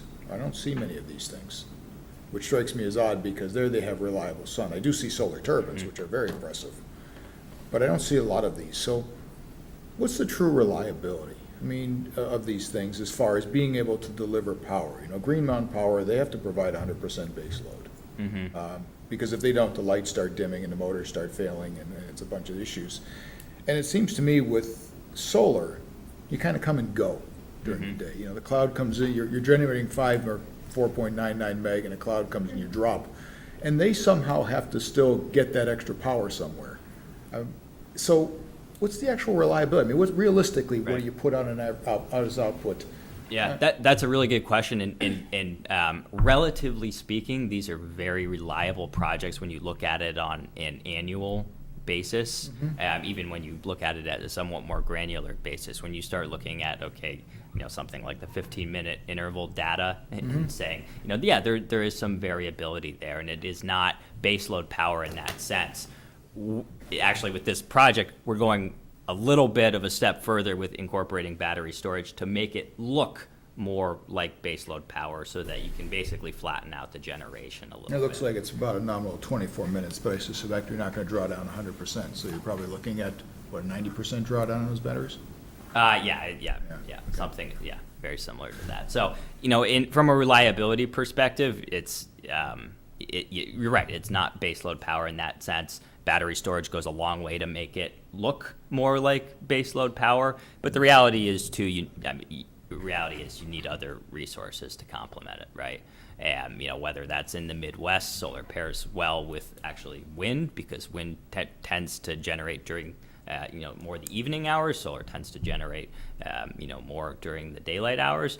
But part of, and it's not meant to be too much of a tangent, part of my role at EDF is traveling and meeting with utilities too. And, a lot of utilities are struggling with that in terms of how do we bring on new resources to meet that. And sometimes it becomes a matter of ramp rate, how fast.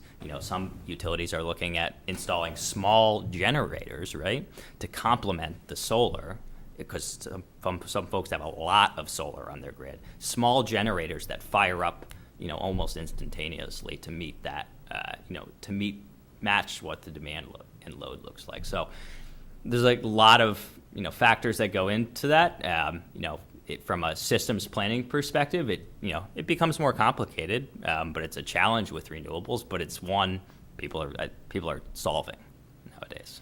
Well, and the reason I ask, part of it is that we have to the north of us this massive renewable arrangement that is a renewable that actually works in our area, and it's a gigantic Hydro-Quebec project. And so that's why I sit there and think, okay, they're already putting out power.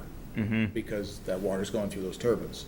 And so if then a solar suddenly comes on, that power is either being shipped somewhere else if they're lucky, or it's being wasted.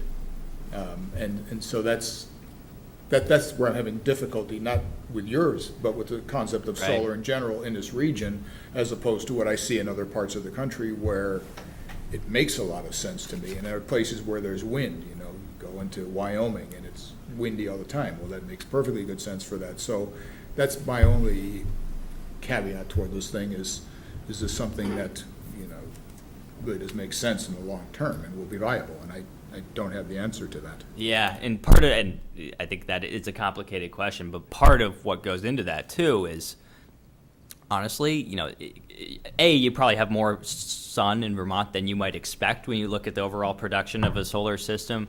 But really what makes, despite any reliability issue, what makes these really viable too is just on the whole in New England, whether it's Vermont or anywhere else, we have very, very high electricity rates. And part of the reason, and you mentioned, you drive through kind of the desert and you don't see necessarily maybe as many, that's starting to change. Part of the reason you didn't before is because electricity rates over there are extremely low. You had Hoover Dam. Yeah, exactly. And you got large coal, you got the, if you go up into Wyoming, that area, you have the Powder River Basin, and you got a lot of coal-fired generators, right? So it's been extremely cheap. The reality is the price of solar has come down so much that we're starting to see a tremendous influx of generation in those areas as well. So that's changing pretty quick also. So I might propose something for the board to consider here. We had a number of questions. He's given us answers that I think everybody was okay with, as long as they were incorporated into the MOU. We've had this in front of the board, I think, 3 different times, maybe. I might suggest that we authorize Kathleen, once those amendments have been made to her satisfaction, to sign the MOU, if the board is okay with that, so that we can move this forward, unless you feel the need to have it come back to us again. No, I'm okay with that. I'm good with that. You want the motion? I need a motion. Okay, I'll move that we approve the memorandum of understanding with EDF, Renewables Distributed Solutions, regarding their proposal for a 4.99 megawatt solar installation and battery storage project on the property located at the corner of Old Middle Road and Halliday Road, pending. The two additions that you're asking for are in accordance, decommissioning the site in accordance with PUC permitting, and add a provision on returning to the original state. And then preserving the maximum flexibility with the $40,000, making sure that that is clear. I'm good. Okay, One second. okay. And authorizing Kathleen to sign it. And authorizing Kathleen to sign that. Do I have a second? Farhad. Seconded by Farhad? Okay. Any questions, comments on that? I just want to say, that tonight's been an incredible night of education. Like that, we really appreciate how thorough you've been in educating us on all these questions. So, thank you. Yeah, no, happy we could help and be here today. So the other question that we ask ourselves, I just have to say, and Nick's questions were great, perfect. So what about a raise over parking lots and not taking, where is the company in terms of Sure. looking at those kinds of projects? Honestly, it's very expensive to do, but the reality is we're looking at doing that more and more. Truthfully, you don't see that many in Vermont simply because of snow loads, and what happened if in commercial parking lots where the snow goes, and it is a really big issue. You do see them if you drive south in Massachusetts, where snow loads, are actually significantly less. They are popping up. We've seen them as big as 2 megawatts, which would, be just a little less than half the size of what we're doing. So you're going to see more and more. I think it's an open question whether and how much we see them in Vermont, but in areas in the south, farther south, where that's not maybe as much of a concern. But rooftops would be different because. Rooftops are different, yeah. Okay. Okay. So voting on the motion, all in favor signify by saying aye. Aye. Those opposed? I'm going to abstain. And an abstention. Thank you. Okay. Great, thank you. Thank you, thank you. Sure, we'll be back to figure out next steps on what actually happens with the $40,000 or installation, and so we'll be in touch. Well, I appreciate We might need some power to keep this AC going. It's cranking tonight. I appreciate you. Yeah, I appreciate too your approach you bring to this, because I was on the fence up until you came on this one, and I like the approach you have. I hope you're around for 35 years, because I think you're on a good technical forefront on this, and so thanks. Thank you. Appreciate the feedback. All right. Thank you. Okay, so action on matters discussed in executive session. This was one of them, and we just acted upon it. We have an agreement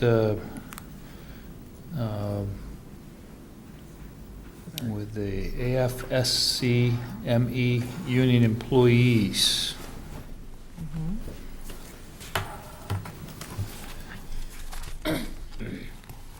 So would you like me to make a motion?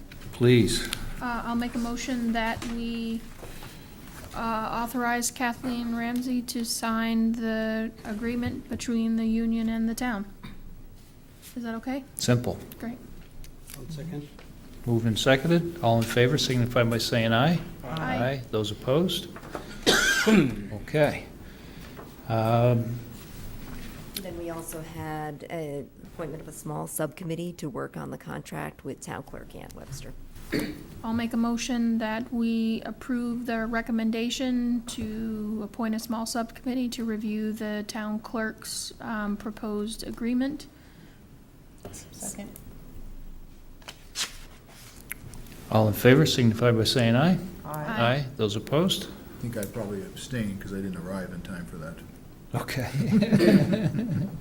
I Fair enough. I have an idea what that is, but I can't do it in an educated way, so. Okay.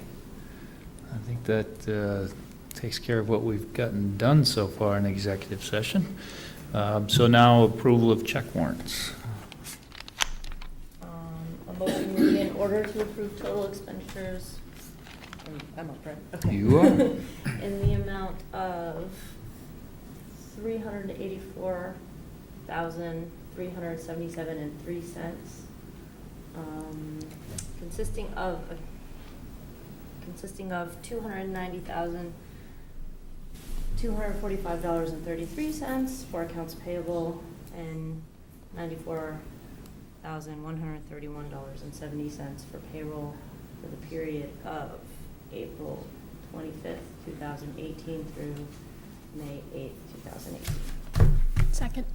Moved and seconded. All in favor signify by saying aye. Aye. Aye. Those opposed? Okay. Town managers report. As a follow-up to a question at the board's last meeting about the timing of the installation of distribution lines in East Middlebury by Vermont Gas construction manager Tim Vachereau indicated that the work in East Middlebury is currently scheduled to start in late July. Vermont Gas estimates that this work will take 50 to 60 working days to complete, which will take them to late September. Tim reports that no road closures are planned as a result of their construction in East Middlebury. Ross? I'm not sure if the board knows this, but Vermont Gas is being investigated by the Public Utilities Commission for their installation of the pipeline coming down. That apparently they did not follow the safety procedures and the proper installation procedures that were in their certificate of public good. Accordingly, maybe that's what they're inspecting on, and they're doing the investigation. And so there's environmental impact potential as well as safety issues. And I'm just wondering, how does the board know the pipeline distribution lines Vermont Gas is currently installing around town and plans to install in East Middlebury? How do we know they're being installed appropriately and properly according to specifications and safely? Is the board just relying on the Public Service Department, as they did with the pipeline coming down, which we now find there's many issues apparently, or are we doing anything else to ensure the safety of the residents for this installation? So where are they being investigated in? There's a number of things. A&R found that in swampy areas where they drill, there's supposed to be some kind of a dam there to prevent water from leaking into the That's in pipe. East Middlebury or? No, this is the pipeline coming down. They haven't built to East Middlebury yet, but sounds like they're planning this summer. The big distribution line that comes. Yeah, the bigger line coming down. That they've found or they're investigating? There was concerns, they couldn't find, well, part of the problem is they didn't do their paperwork right, they didn't have proper documentation, so they're investigating to confirm whether or not it was done properly. And that's one of the things, that's an environmental issue. Other issues happen to be with whether it was buried to the right depth for safety, whether the coating on the pipe was, the integrity was protected to prevent corrosion. What? They're investigating those as well? They are, yes. They're doing quite a full investigation on a lot of issues that have surfaced.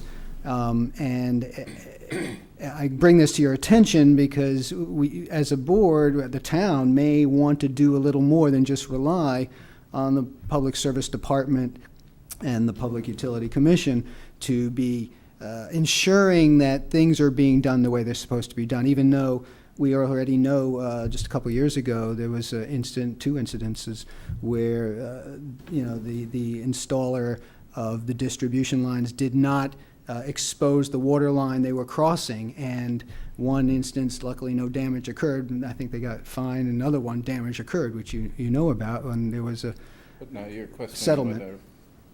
whether we should, is there a higher authority than the Public Utilities Commission?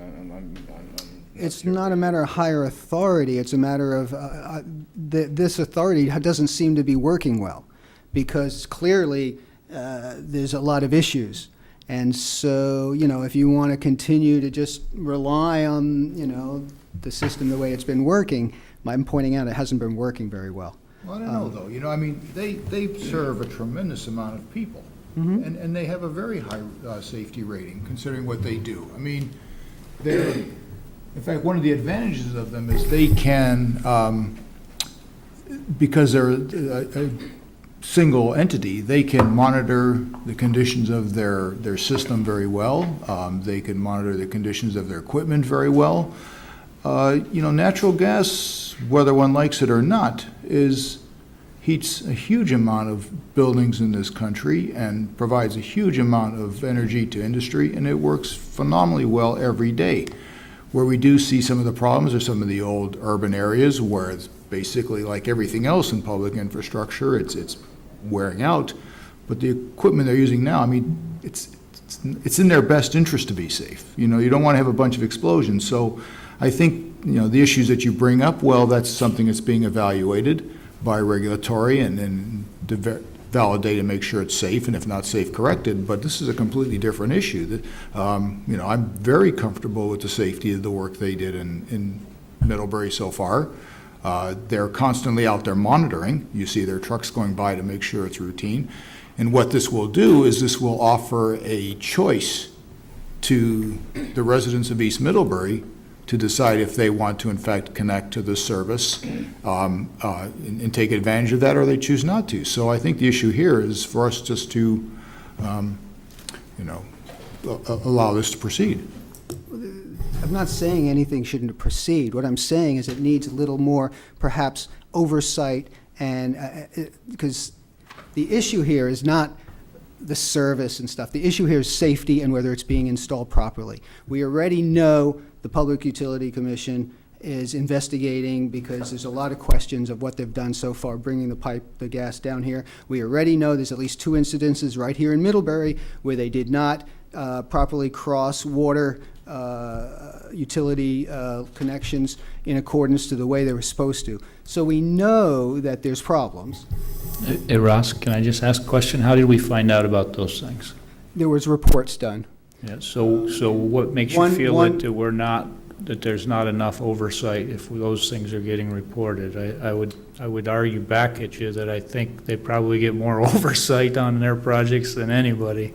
Well, and so I'm not sure that we want to spend more resources watching them dig in pipes that we don't have the expertise to do. I think that they probably are under a microscope. And have they stumbled? Absolutely. And they're going to pay some fines for it, I'm sure, if they get found to have stumbled such that it creates issues. But I'm not sure that the town of Middlebury is in a position where we're going to expend taxpayer money trying to verify and validate stuff that we already have agencies doing. And so I think it's also the question of whether we have the competence. I asked you, is there a higher authority, governmental authority? And I don't believe there is. Now, it seems to me,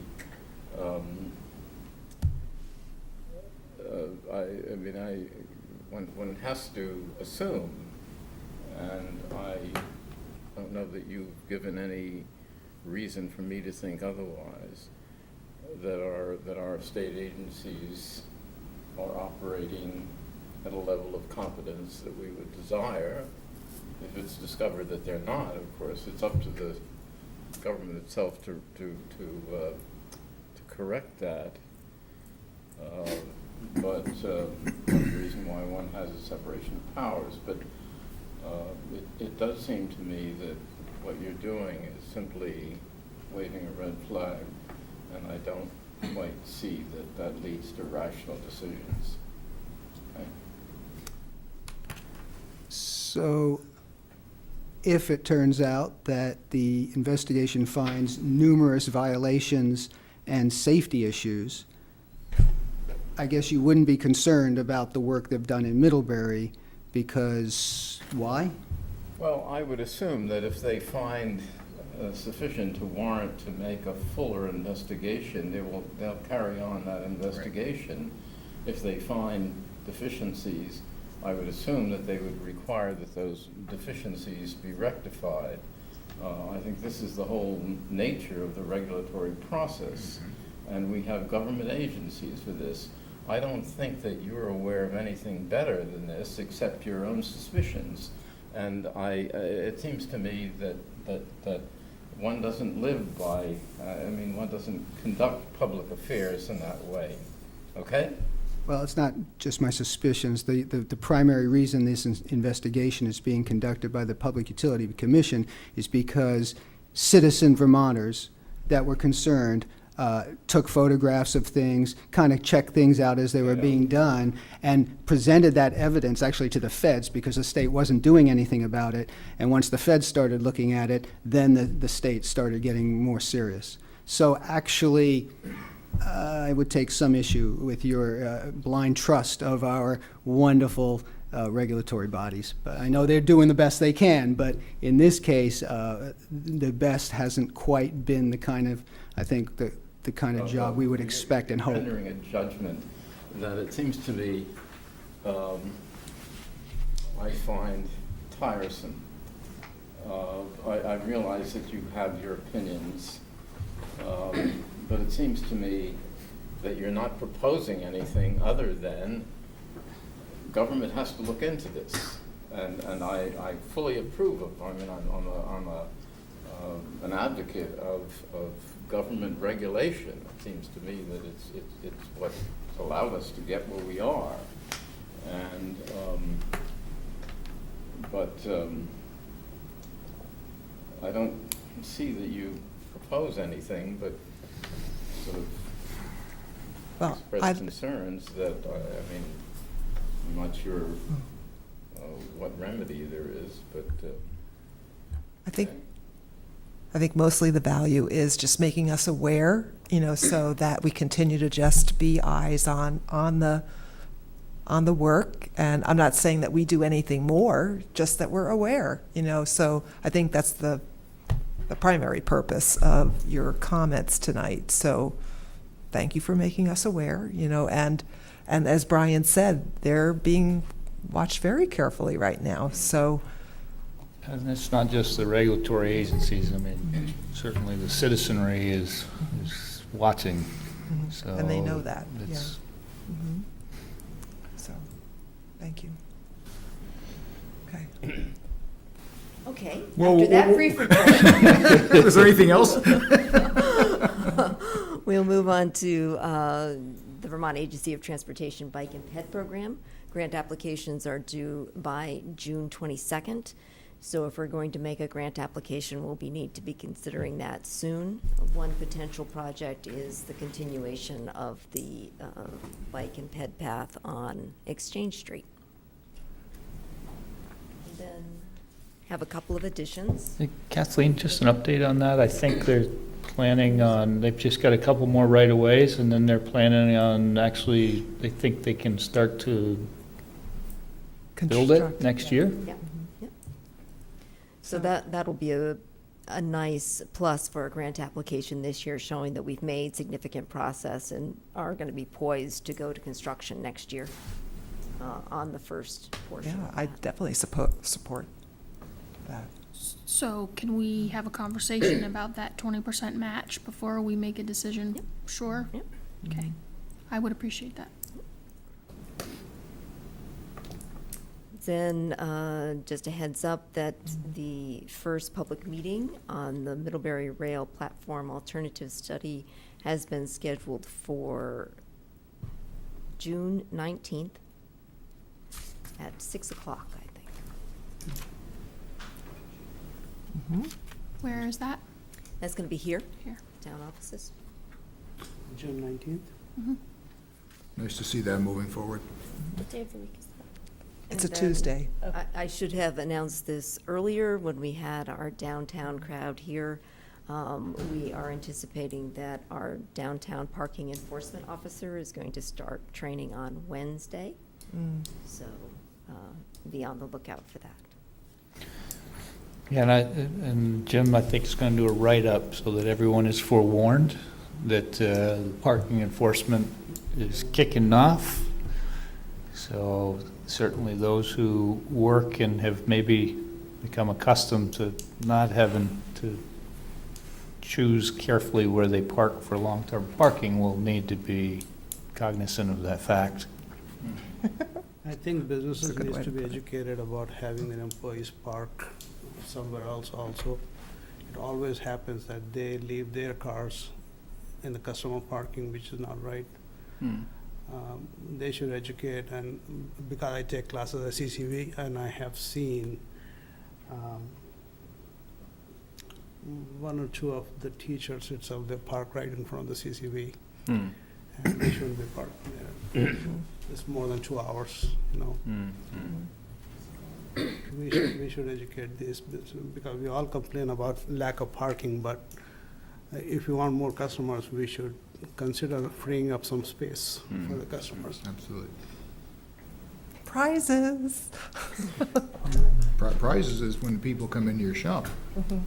And lastly, today, some of you may have received in your inbox a VLCT action alert to oppose the citizen right of action in House Bill 559. 559 is a bill that would make numerous amendments to environmental statutes, some of which would be helpful to municipalities, but none of which must pass. The bill is currently in Senate Appropriations Committee.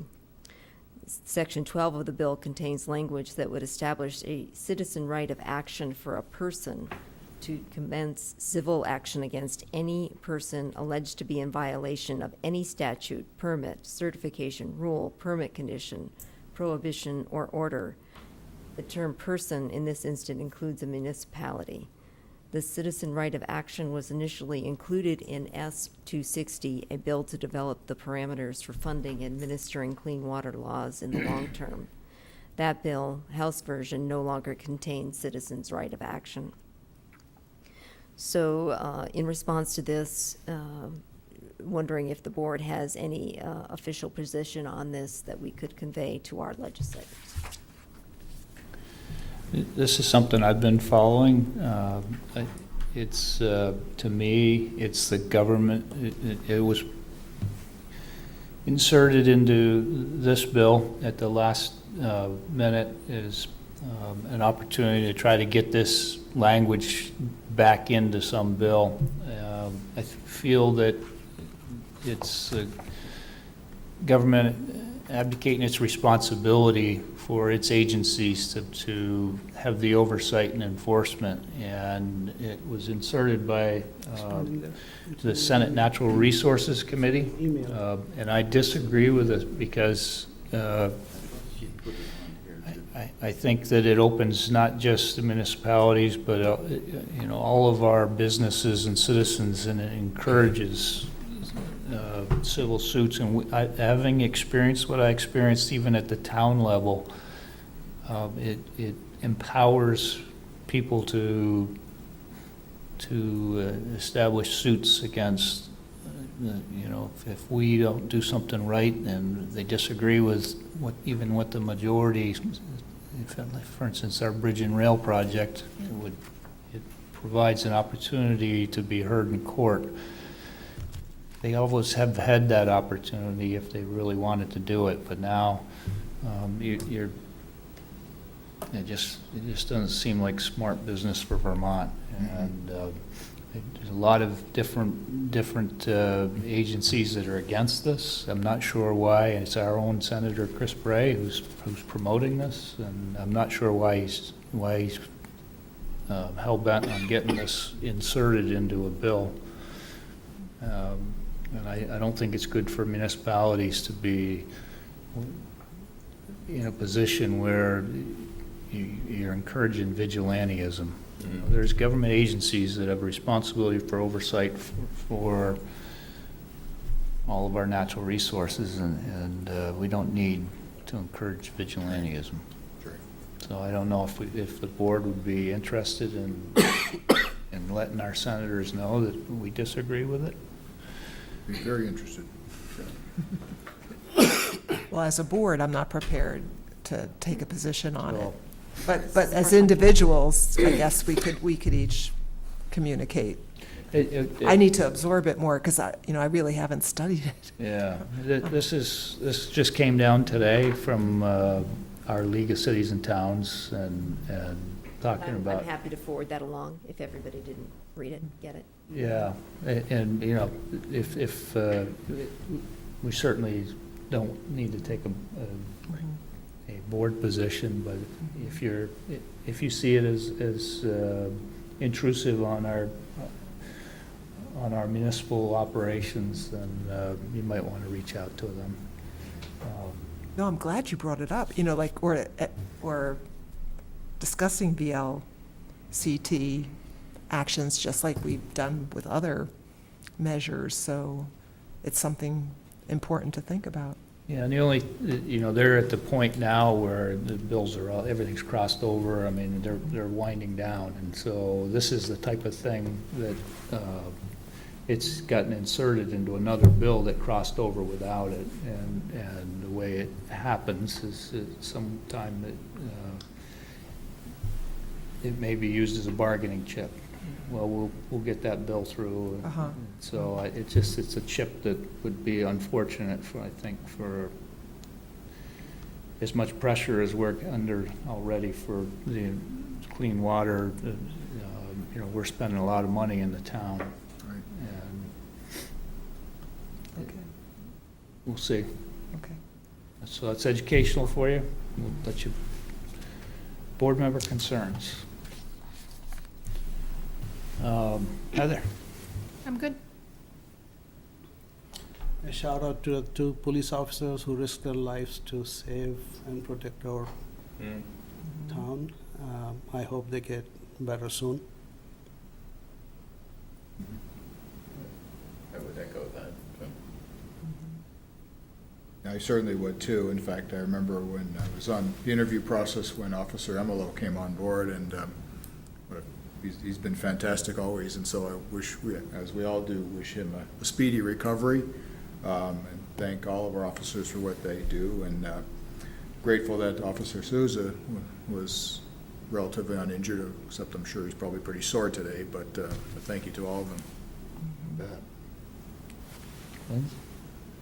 I'd also shout out to the emergency people who responded to that and took care of them, so. that's it. Well, I'm certainly grateful to those forces, and they will be helping us tomorrow escort some of them. The Kelly Bow Memorial Bike Ride, departing from Middlebury Union High School at 4 o'clock, down Weybridge to Hamilton, where the incident happened. And as you know, Kelly Bow is a beloved member of our community and remembered in that ride. And it's just a reminder again to watch out for each other out there and support safe use of whatever you're on, a car or a bicycle. Right. So we got through our contract negotiations discussions, but we did not get to the legal matters. And so if somebody could scroll back to the beginning, You want me to and do that? if you could do that and take us into executive session to discuss our legal matter, I'd appreciate that. In accordance with Vermont's open meeting law requirements, I move that the board find that a premature general knowledge of the consideration of a legal matter would clearly place the select board at a substantial disadvantage because the select board risks disclosing its litigation strategy if it discusses the legal matter in public. Second. Moving second, all in favor, signify by saying aye. Aye. I further move that the board enter into executive session to discuss a legal matter under the provisions of Title I, Section 313A1 of the Vermont statutes. Second. All in favor? Aye. Okay.